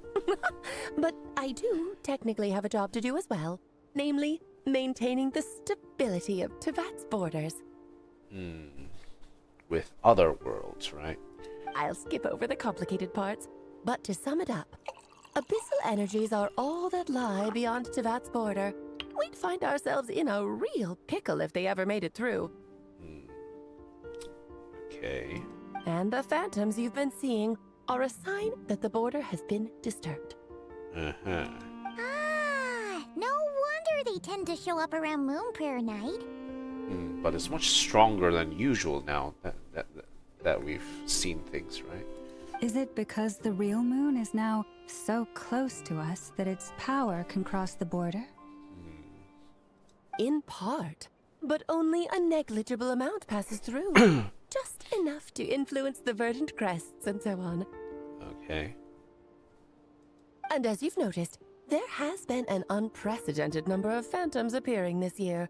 The influence of the moon beyond the border cannot explain this. No. There is another far greater factor at play. Ooh. The trilunar syzygy. Trilunar syzygy. A trilunar syzygy. 3 moon syzygy. Eons ago, before the heavenly principles came to Tevat, it was the then 3 moon goddesses who controlled the laws of this world. Talking about what? Life, death, and such? Oh, that's exactly it. The 3 goddesses split these powers amongst themselves, promising never to consolidate them into one singular body. This was meant to keep the world stable. But, fast-forwarding to the present, the eternal moon's marrow is with you, while the iridescent moon's marrow, which should never have appeared in this world, has been retrieved. add that to the presence of a moon goddess in the flesh and... the power of all 3 moons is gathered here in Nod-krai. There hasn't been an event like this since the War of Funerary Flame. War of Funeral... When was that? I'm not very clear on that part of the history. And it's having a noticeable effect on Tevat's borders. Why are you so concerned about said borders, if I might ask? Because I wish to give my darling daughter a peaceful, sunny environment to grow up in. Is that a good enough reason? You winked at us! Of course that's not a good reason. Kinda sounds like you're dodging the question, but it does make sense. Paimon, are you just gonna let this slide? Well, that's one reason anyway, and the most important one. The others are a little complicated to explain. For instance, cleaning up after dearest Miss R. Yes. Right, daughter. Albedo could tell you more about that if you're curious. But right now, I have a more important question to ask you.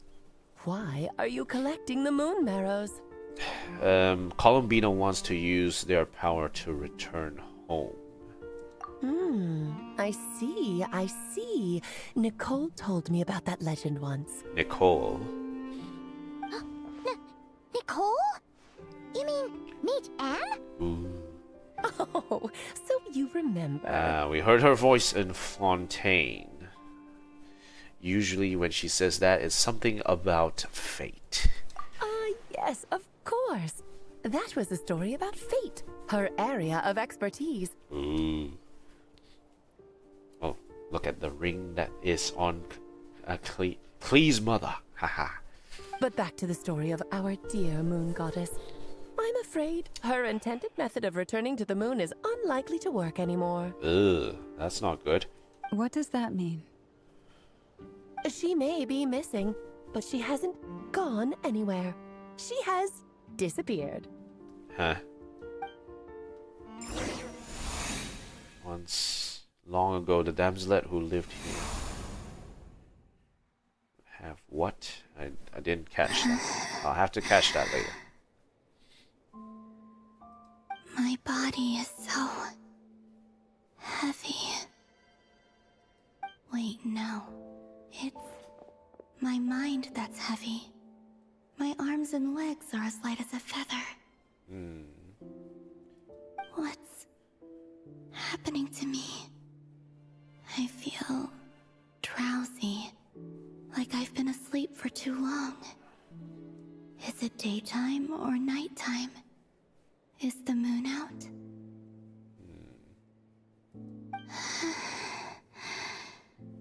I think I'll go for a walk. Okay. Alright, let's see where this leads.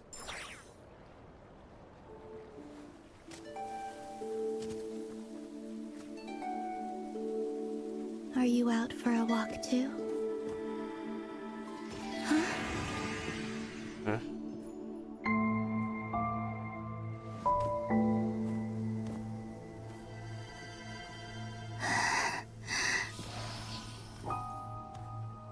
Uh-oh. The day has come at last.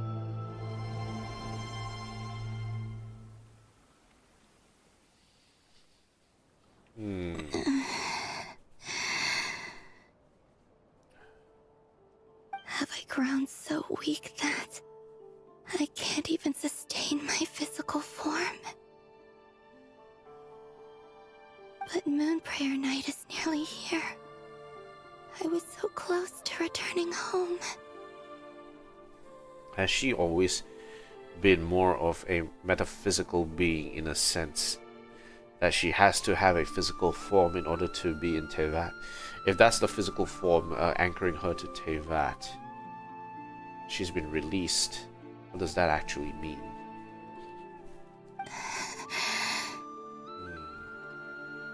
Death is near. Is this how it ends for me? Uh-oh. Will I return to the moon after I disappear? Or...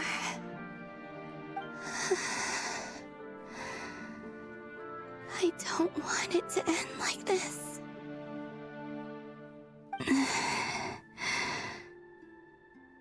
So far, at least, I still exist.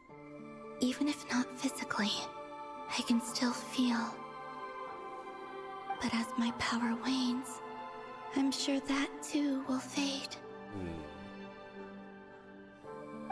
I suppose I might take one final look at this world.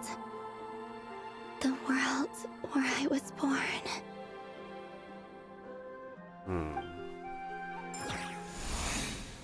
Realize Frostmoon Enclave. Don't let it slip away. Come on, come on! Frostmoon Enclave. Wait for me! The Frost Moon Enclave. How much it has changed since I was born.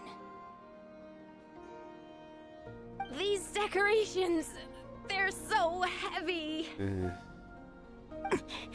It's times like this when you kind of wish men could be priestesses and acolytes. How fascinating. I've never had the chance to be privy to people's private lives in this way. In the past, people would get so solemn and serious the moment I showed my face. Like they were frozen stiff. Karina, Lametti, it's time to eat. Coming. I want to watch them a little longer.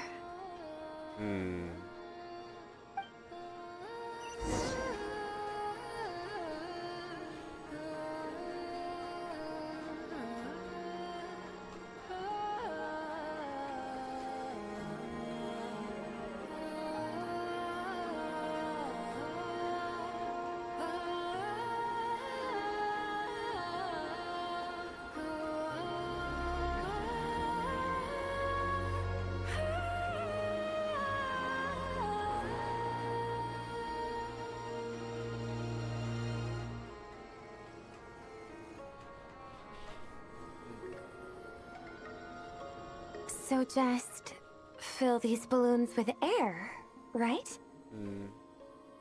Yep. Try a couple now to test things out. The rest can wait till Moon Prayer Night. Think fast. Breda! Gotcha. Teasing an acolyte of the Frost Moon Scions? Surely that's a punishable offense. Take this! Oh no. It says war. Huh? This is war. Alright, enough horsing around. Lady Lauma gave us a task. We should get back to it. The task is just to check that the balloons don't leak, right? Doesn't matter if we fill them with air or water. Yeah. Okay, you got me there. And you got me there. But still, we can't use all the balloons before the festival even starts. We won't use all of them. And as long as Lady Lauma's trusted acolyte doesn't snitch, this can stay as a little secret between friends. A couple more can't do any harm, right? Oh no. Oh, you menace. Then, think fast!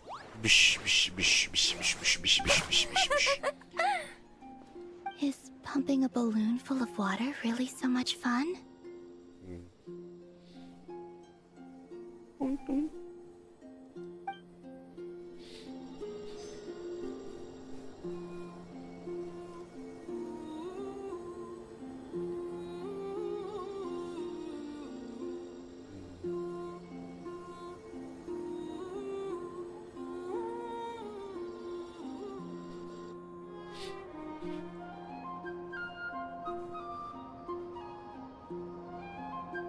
I'm sure you're both tired from playing all day. Come on, eat up. A plain, humble meal.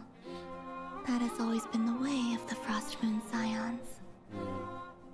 Huh? How come Lametti got a midsummer berry dessert? Oh, I always just get Lockaberry? I don't mind sharing. You can have a bite of mine if I get to have a bite of yours. Hey. They're sharing food? I've never shared food with anyone before. Even at the Harbinger tea parties, everyone just ate off their own plate. And when I couldn't finish my food offerings from the Frost Moon Scions, they'd leave the leftovers out under the moonlight for the animals to claim. Hey! That was 2 bites! Uh-oh. Oh, then you can have another bite of mine. Oh, you too. Oh, don't fret now. Here, have some of Granny's too. Granny's too. So this is what it means to be family. Nothing is more important than family.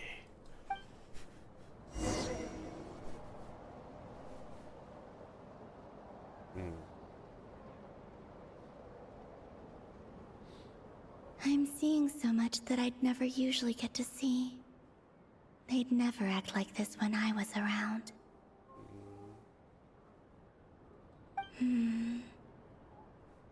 It's nice, being able to just watch people in peace in these final moments.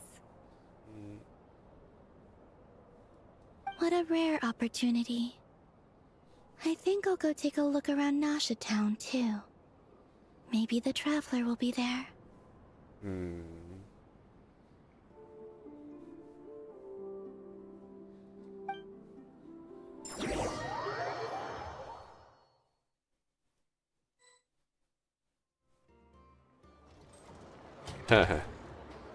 After the War of Funerary Flame, the Moon Goddesses were no longer recognized by Tevat. They lost the whole foundation for their existence. That's why the Moon Goddess's strength is fading. She cannot withstand the world's rejection of her. So it's just like what Columbina said. The world itself is rejecting her. To be more pedantic about it, the Moon Goddesses did something to offend the heavenly principles, and that's why they were ousted. Something of a recurring theme in Tevat's history.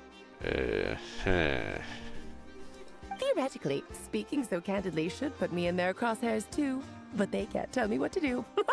I'll say whatever I want. So blasé about this. Anywho, the Moon Marrow energies were but a drop in the bucket for her, and that battle against the Ray Hair of Solnari only weakened her further. Laoma must be thinking, this lady just keeps rattling off all these lore dumps, and what am I even supposed to do about this information? Tell me, woman, tell me! Fortunately, it happened close enough to Moon Prayer Night, when the Kuvaki concentration here is high. That's the only reason she managed to survive this long. What do you mean, fortunately? You said she disappeared. We're too late. Ugh, what a headache. I thought this was all common knowledge. I guess I have some more explaining to do. Okay, buckle up. It's time for another lecture. Ugh, come on. Laoma's like, oh my god, I have to listen to this again.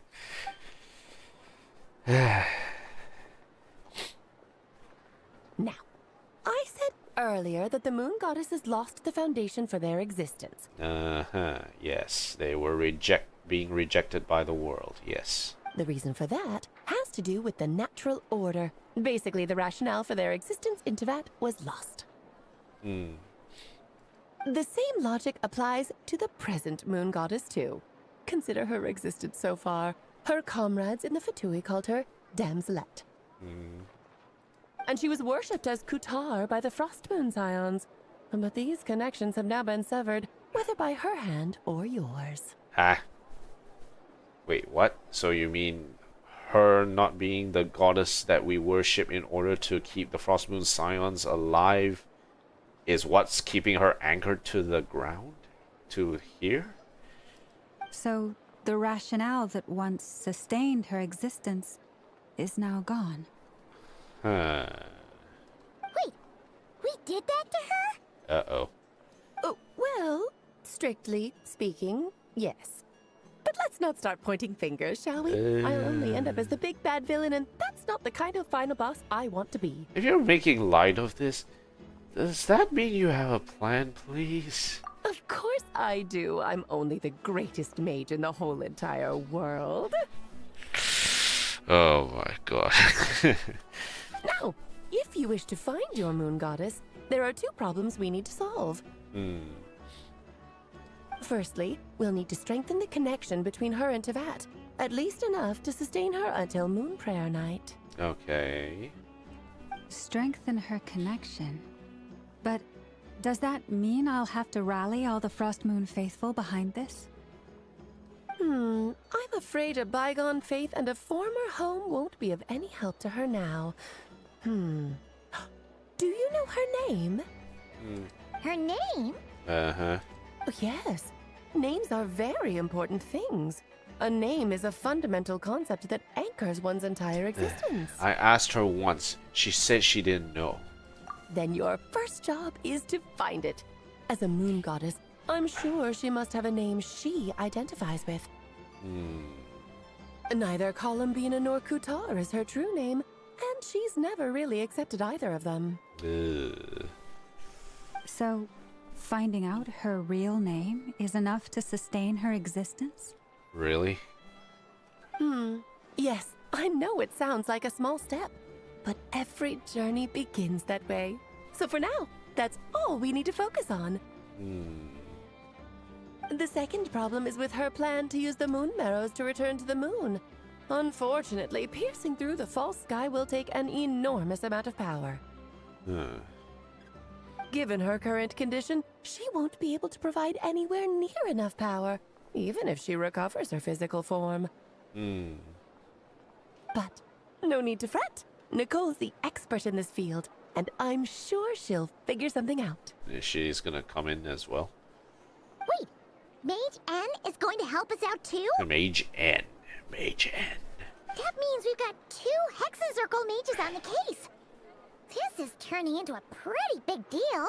But why help out Kutar is the main question. Why help her out? Actually, this is more of a side quest for me. She's doing it for funsies, guys. She's doing it for funsies. Like you said, I'm a busy lady, so I can't stay for too long. I'll have to return to Teyvat's border soon. Well, thanks for telling us all of this. That's the upside you get for looking out for my little Klee. Hopefully that will incentivize you to carry on keeping her company in the future. Yes, Klee. Anyway, jokes aside, you'd better get moving. It will take quite a miracle for the moon goddess's consciousness to hold out till Moon Prayer Night. Uh-oh. Oh, I suppose I might as well tell you where Nicole is before I leave. Oh, she's around here? Off you go now. Time to meet your new friend. Oh, yes, and a little suggestion. Don't forget to mind your heads. Okay. What? I wonder how Durin's doing. I should really go see him before I head back. You really are super busy. She keeps communicating us through Dodoko, come on. I most certainly am. There's so many children I have to keep tabs on just in Mondstadt. Durin, Albedo, Venti, Varka. Varka, really? That's very unexpected names there. Klee didn't make the list, huh? Of course not. Klee is my pride and joy. I have no qualms about her, because she's the best child in the whole wide world. If you mean her tendency to go fish blasting, then yes. Yes, she is. Oh! Yep. Klee's a little angel. Paimon, you shouldn't second guess the mother of Klee. Come on. I'm glad you agree. Well, all the best. See you when I see you.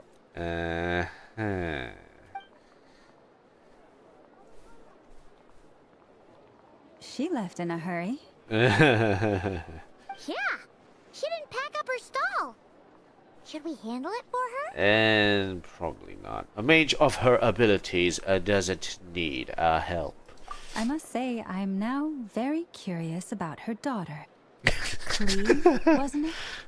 What's she like? Ooh. Let me tell you a story. That's a long story. Come on, we'll fill you in as we go. Remember that time when that Abyss Mage took an explosion, took out a bomb and thought that it was a item of pure power? Yeah, those were good times. Those were good times. Alright. Alright, back to good old Kutar.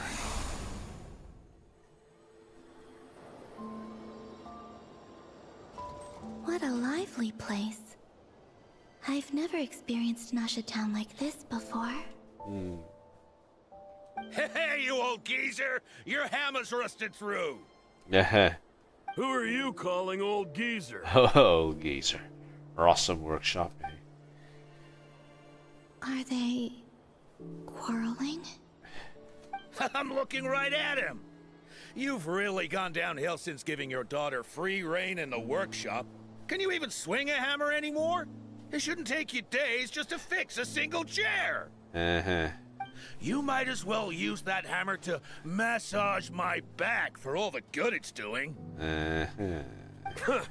Don't run your mouth, or you'll get a back massage that'll put you in bed for the rest of your life. Look, the materials haven't arrived yet, all right? You know how busy it gets in the days before Moon Prayer Night. I'll bet you send all the materials to your little princess. Blood's always thicker than water, huh? All right, you've made your point, Uncle Koski. As soon as the materials arrive, fixing your chair will be the #1 priority. And Dad, if you've got time to chat, why don't you lend me a hand, See? Lolka knows what the score is. I guess they're friends. But the way they spoke to each other was so ugly. It's called banter. Then again, it wouldn't be the first time I've seen something like this. It's called banter. Columbina. Columbina! Sing outside my door in the middle of the night one more time, and I'll unscrew your vocal cords. You hear me? Oh, Sandrone. Oh no, Sandrone. So that was her way of trying to be friends with me. What a pity. I won't get the chance to say any ugly things in reply. Maybe you don't have to.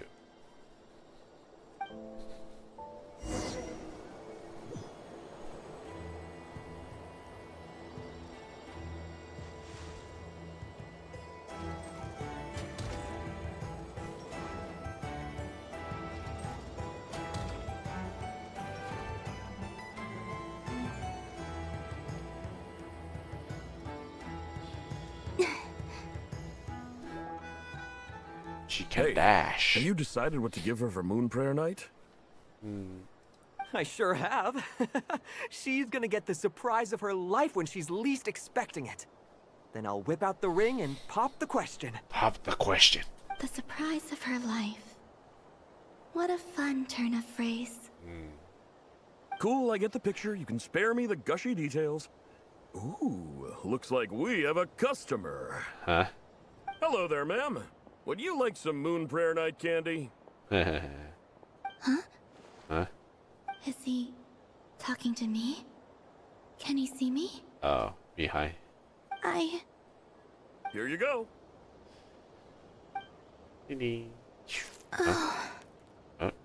Oh.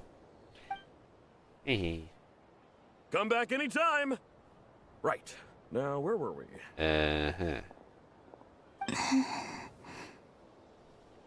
I don't know why, but I still held out hope.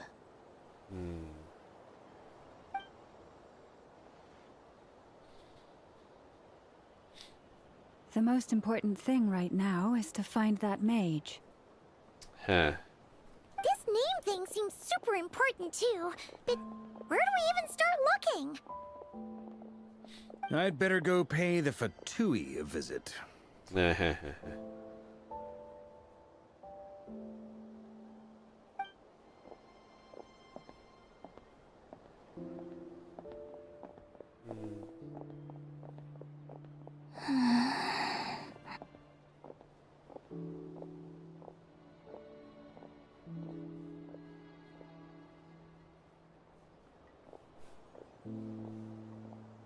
Columbina?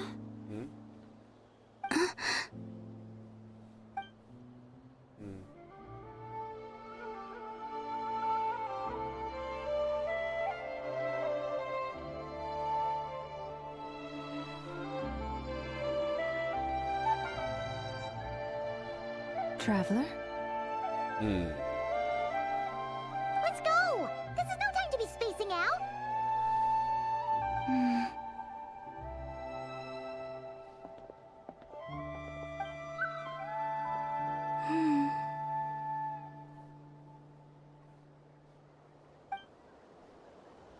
Follow. Converging. Maybe it's not so bad. Just quietly staying by their side like this. Okay, so we're gonna have to look for Mage Nicole. So this particular quest is not over just yet. Nicole is currently located near the Frostmoon Enclave. Okay, so before we continue, I need to make a decision. I need to figure out when do we want to finish this off. It's 5:12 a.m. We've been at this for almost 4 hours now. We've got 48 in the hole. I think it's a good time to go hunt the Radiant Moonfly again. Okay, let's go hunt the Radiant Moonfly again before we continue. Okay, yes, that's good.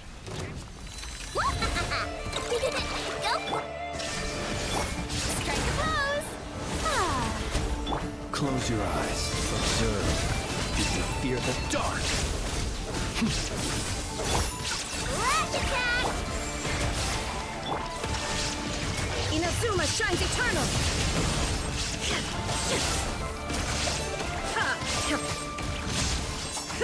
Close your eyes. Night falls.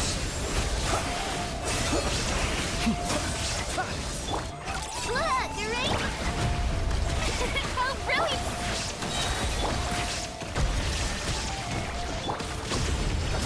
Be silent. Close your eyes. To dust. Be silent. Alright, that's done. 1 defense, crit rate, attack, energy recharge.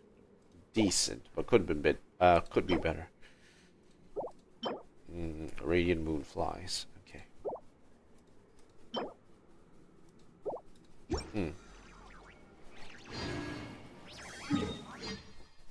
Kinda mid some of that stats.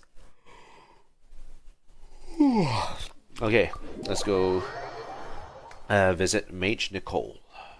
After we get a quick sprucing up. Okay, so Nicole should be over there.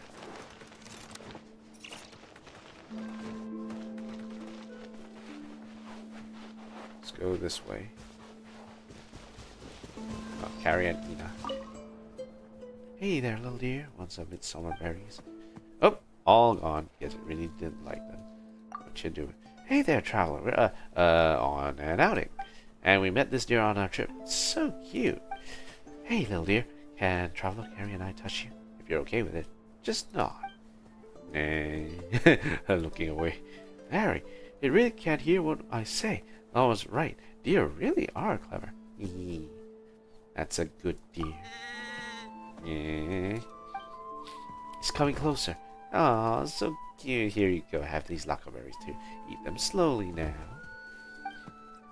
If only I could understand animal speech just like Lauma can. If I could do that, I wouldn't even have to sit by myself and just do nothing. Come on, Carrie. Didn't I say I'd play with you all day tomorrow? I even prepared a ton of toys. It'll be great. Thank you, but I still get scared when I sleep alone at night. Oh yeah, didn't we pick up that injured puffin the other day? Didn't your parents let you keep it at home? Yeah, but its injury has already healed. Ranani Saraka said that nature is an animal's true home, and that keeping it indoors all day might do it harm. I couldn't bear to see it leave, so I left it over there. I thought that if it didn't fly away, then, maybe it wanted to stay and be my friend. But then, when I woke up, it was gone. Aw, come on, don't be sad. Maybe that little puppet just went to its parents to tell them it's well, and maybe it'll get to come back and see you once it gets permission to. Wait, isn't that a puffin? See? That puffin could be one of his family members, for all we know. But we don't know, Ina. Not Miss Lauma. All puffins look the same to me. There's no way I could tell them apart unless they could talk. See? They're all puffins, right? I'm sure they know each other. So let's just ask it to help us find that little puffin. Couldn't hurt to ask. Well, they might just know each other. Here, take some midsummer berries and go feed it. Okay. Please, Miss Puffin. If you know the little puffin who was staying at my place... I'm getting all turned around now, aren't I? But still, I miss that puffin a lot. If you know it, could you please ask it to come back and see me? No response. Did not like these berries. I can go fetch a different kind. Just a moment. Hey, don't fly away. Please don't go. I still have something to tell you. Let's go first. This is probably gonna take forever.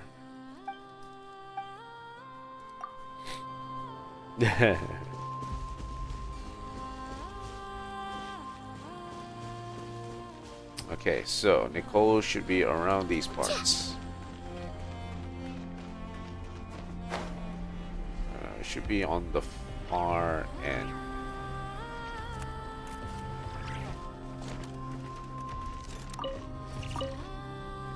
Okay.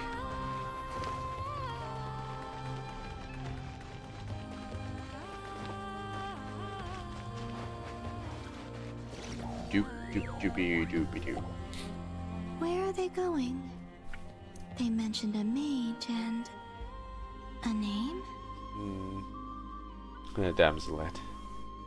So, Mr. Varka, are you acquainted with this Nicole? Or should I call her Mage N? Not really. We've never met, though she has come up in conversation. From what I've gathered, Alice kinda took Nicole under her wing. Taught her how to speak in a more ladylike fashion. That kind of thing. Huh.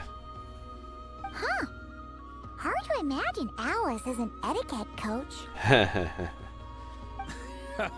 Yeah. Alice is a larger-than-life personality, I'll give you that. But then again, that's why she's able to draw such an eclectic mix of people into her inner circle. If I remember correctly, being an interesting person is actually one of her main entry requirements. So, if you ever wanted to join the Hexenzirkel, I'm sure you'd both be eligible to apply. Really? Including Paimon? Hey! Don't go around making promises on Alice's behalf. I wouldn't dare. I'm just trying to paint a picture of the Hexenzirkel for you. Okay, sure.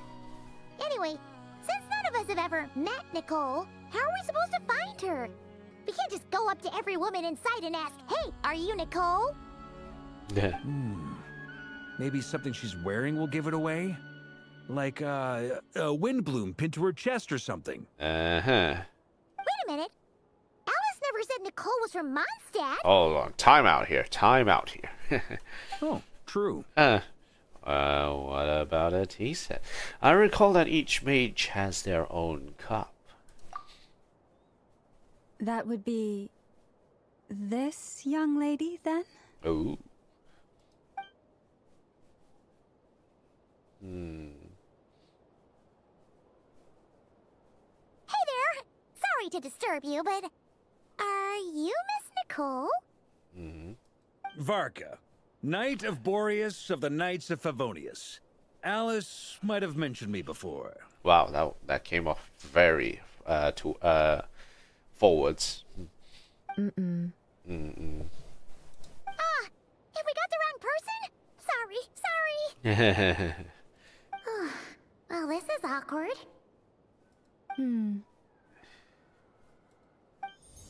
When I shook my head, I meant, no, Alice hasn't mentioned you before. Huh?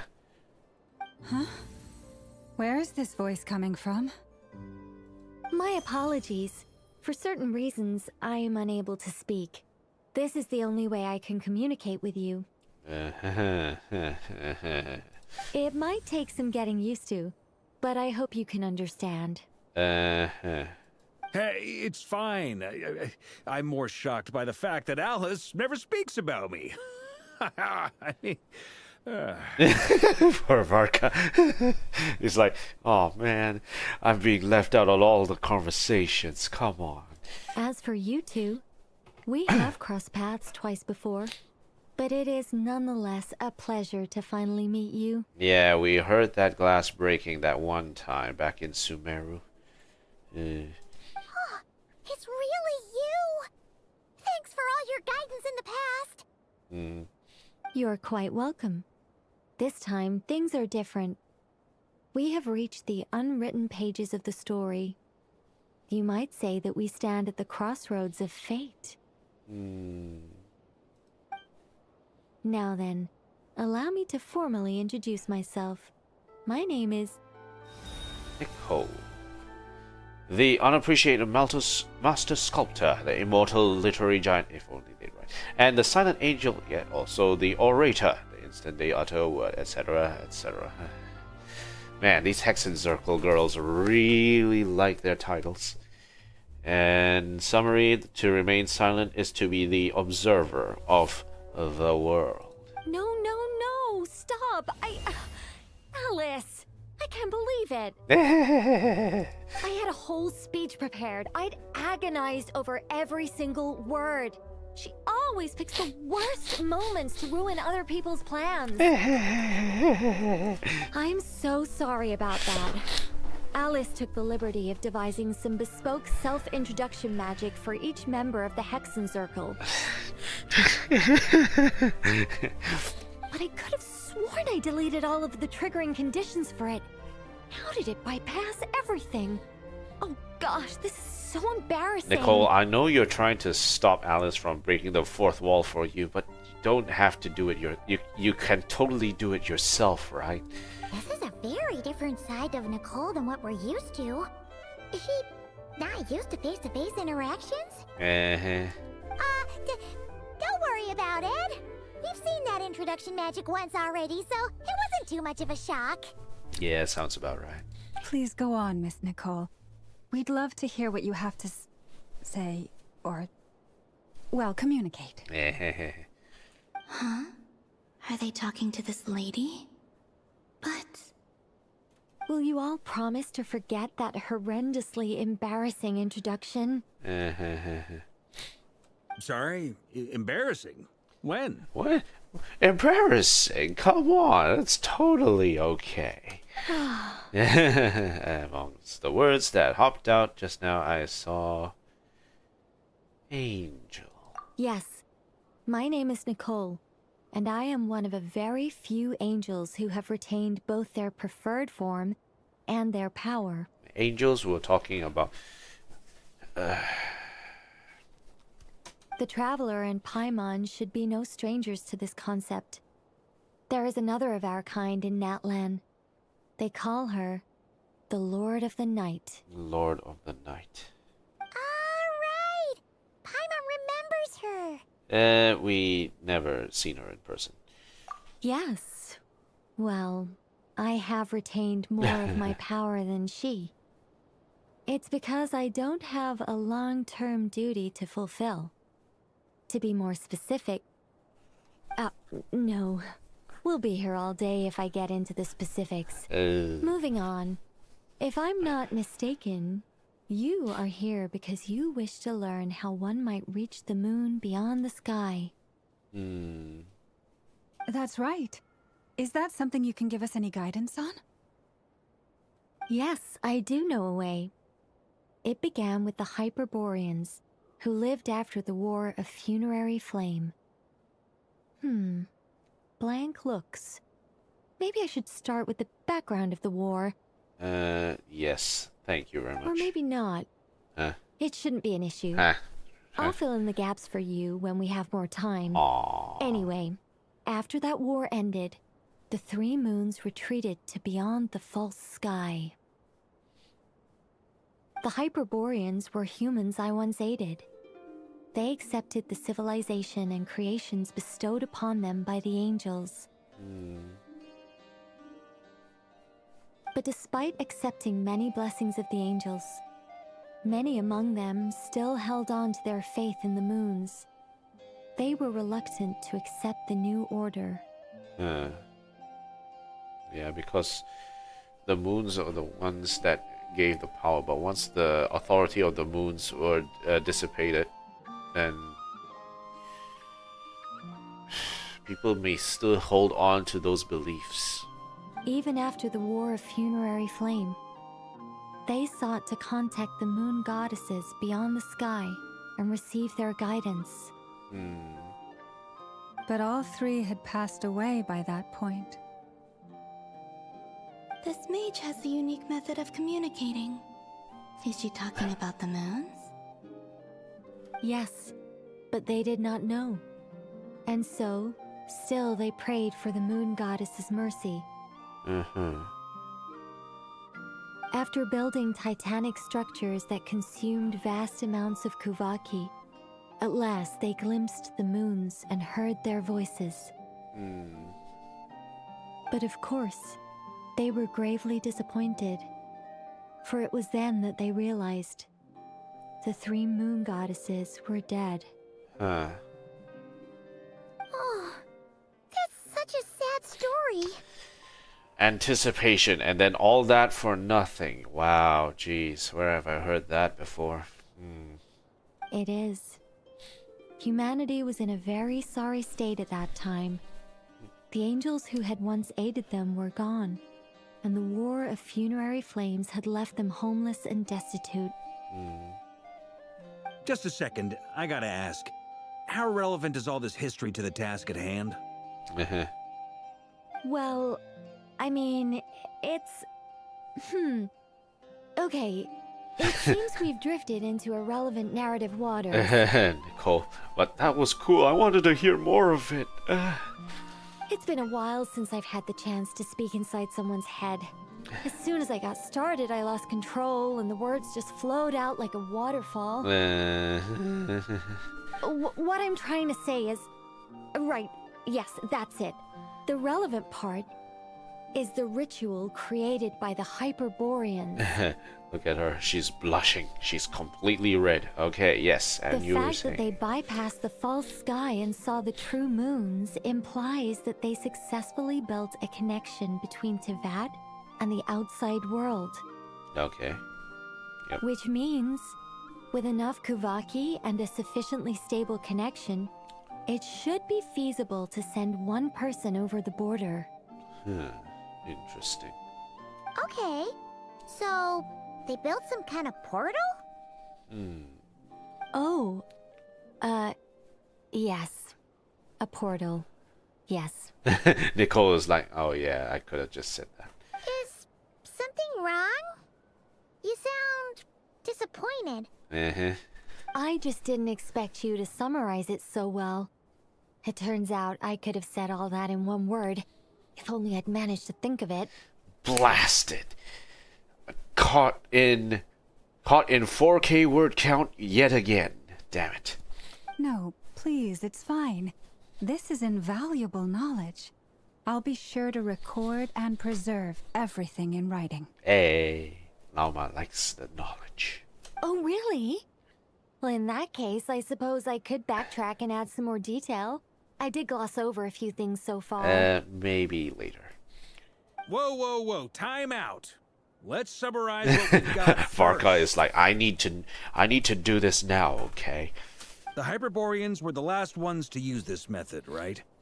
So we somehow need to find whatever structure they built and make sure there's enough Kuvaki to power it up. Luckily, we have the moon marrow of both the eternal and iridescent moons, so we're all good for Kuvaki. Which means the key issue we need to focus on is finding the place. Am I right so far? Yes. Although, I expect the structure is long gone by now. That said, what if we could take advantage of the phantoms to travel back to a time when it still existed? Can we do that? Well, travel back isn't quite accurate. It's more like we'd be creating a handshake between 2 points in space-time. We wouldn't even have to pick a time when it still existed. It could just be a time when it still appeared in phantom form via projection, or we could project our own phantoms, fold them together You look lost. Was that too hard to follow? You're rambling off a lot of theory in which no one knows about it. Okay. Yeah, things got a little, technical there. Paimon's brain is reaching capacity. Alright, let me think about how to put this more simply. Okay, got it. I gotcha! Over the next few days, I'll search for phantoms that we can use. Once I find one that meets the criteria, I'll let you know and we'll regroup. Okay. By completing certain rituals, specific individuals will be able to enter the phantom and make it to the Hyperborean structure. Be able to enter the phantom and make... Oh. If everything checks out, and it looks feasible, we'll just need to wait for Moon Prayer Night, and we can send the Moon Goddess back home. I'm really skimping on the detail here. Is this making any sense at all? I think so. For now, we'll just wait to hear from you. Okay. Yes. Basically, yes. Yes. Yes. Great. Counting on you. In the meantime, we'll focus on finding the Moon Goddess's name. Okay. My name? Are they looking for a way to stop me from disappearing? Damselet, come on, Columbina, you weren't paying attention this entire time? Excuse me, Miss... Go on, Miss Nicole. This conversation was a little all over the place. I didn't catch your name. Nicole is like, twirling her. Yeah. I'm sorry if this was a huge lore dump on you. I didn't get your name. I am Lauma, of the Frost Moon Scions. Ah, I did wonder. I noticed that you listened very intently when I spoke about Hyperborea and the moon's history. Moon's history? If you'd be interested, I'd love to visit you this evening and go through it again in greater detail. Oh, Lauma is totally on for that, mate. Also, if you were serious about making a record, it would be too risky to simply write down the raw details as is. I would suggest some tweaks. Maybe rewrite the stories as fairy tales or fables, perhaps even prayers. Anyway, we can cross that bridge when we come to it. So, see you later then? Oh, and no need to prepare anything. Just a cup of tea will do. Of course it's tea. I don't know if Lauma would prefer, like, let's just get the unfiltered truth. Or, do what Nahida does and just makes a story out of it. See ya! Okay, cool. Bye. She seems friendly. It's just... Too much information? It's so nice to find someone who's actually willing to listen. I've been dying for a chance to finally go through all this systematically from start to finish. Any longer and I'd probably start forgetting it. Now Paimon gets why Alice told us to mind our heads. What did I tell you? A lot of quirky people in Alice's orbit. Now then, the next order of business is, where do we start looking for the Moon Goddess's name? Maybe the rest of what Nicole has to say might give us some clues. Once I've heard her out, I'll summarize the salient points and share them with you all. Oh, okay. Looks like we'll have to wait then. I'm also inclined to review our other documents. Yes, our faith was first established by our Hyperborean ancestors, but many of the more factually accurate records are from after Kuthar's birth. I have a hunch that the Fatui might know something too. Sounds like we're gonna follow Columbina's journey through Devat, huh? Ooh. Time for a history train.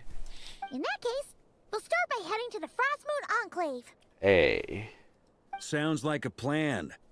Take this with you. I'll see about getting in touch with the Fatui. It'll probably just be Arlecchino and Sandroni again. They're the only ones who would want to help. Thank you, Mr. Varka. Don't mention it. Honestly, I'm more comfortable dealing with the Fatui than prying into the details of a young lady's childhood. Catch you later. Not like that, Varka. Not like that. I should follow them, just in case there's some way that I can help.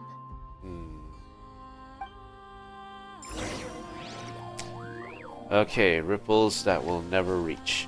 Now, we've been at this for over 4 hours now. It's like 4 hours and 10 minutes. Okay. Just past 4 hours. I think probably what I will do is I will stop the stream now, actually. We will continue this stream and we'll continue this storyline once we find a bit more time to actually look through things.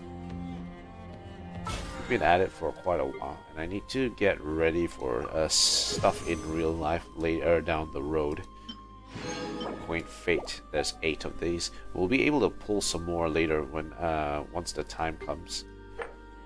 Okay, defeat boss opponents. All right. Before we go, let's. Just got a really bad toothache. Let's take a quick look at Yahoda real quick. Hey.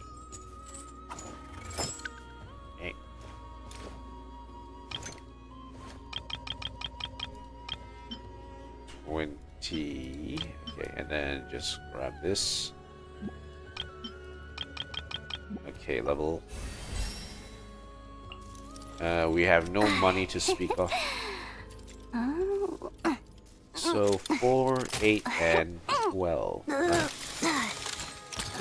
4, 8, 12.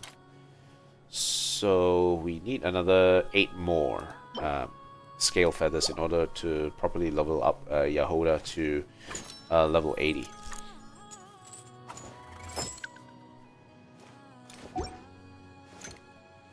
Okay, and then in terms of her artifacts, let's level up some of her artifacts now, since we do have that opportunity to do so. First, let's do this. Energy recharge, elemental mastery. Okay, enhance this.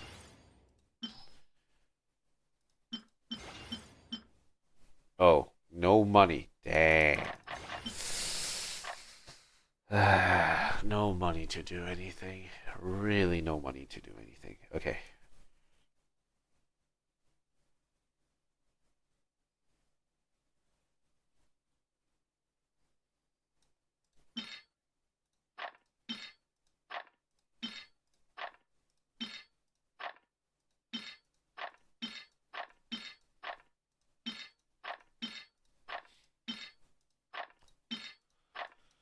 Okay, unfortunate. We can't do anything purely because we have no... Enough! Help me! I need to go and get some more money, apparently. So it's not just about hunting... was it? Getting enough materials in order to break through her level, but it's also getting enough Mora. Ooh. Go fishing.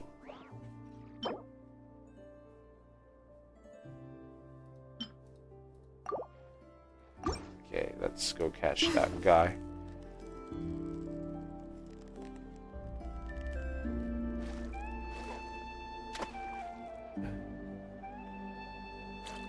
Okay, come on.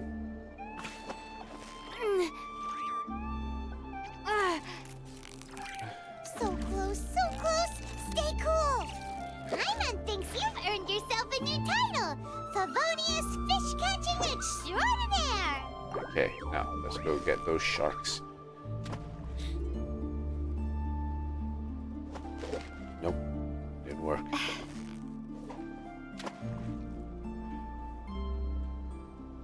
Nope.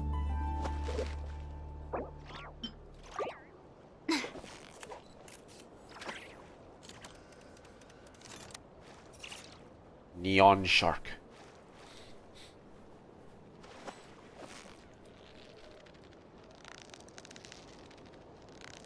This one's a toughie. Plus we haven't fished much neon sharks, much. Yeah, you nearly got him. Okay, last rush. This guy's putting up quite a bit of a fight. Whoa, nice catch. Nice. Got him. Oh, scared him. Eh. Okay, Victory get is this almost ours. guy. Whoa, nice catch. Easy as you done it. Okay, shark's coming. Veggie shark. Let's go.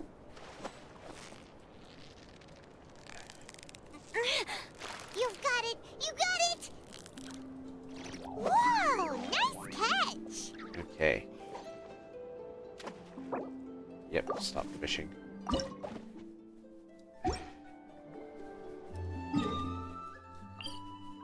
Nod-krai fish. Crystal eye. Okay, I think for now, we will put a pass on this, we'll put a pass over on this act for now, and then we'll come back again. Worry. I put Anetha in charge of all my work for today, so we can go play with Knuckle Duckle. So we will continue this on another time when I continue with the stream. So we'll probably find a different time to actually complete this. There's going to be a lot more for this, so definitely stay tuned until that actually happens. And we will also do the Little Witches dictionary as part of the next stream where we complete Act 5 of the Song of the Welkin Moon. So we will probably do that. Okay, I'm just going to get some free rewards.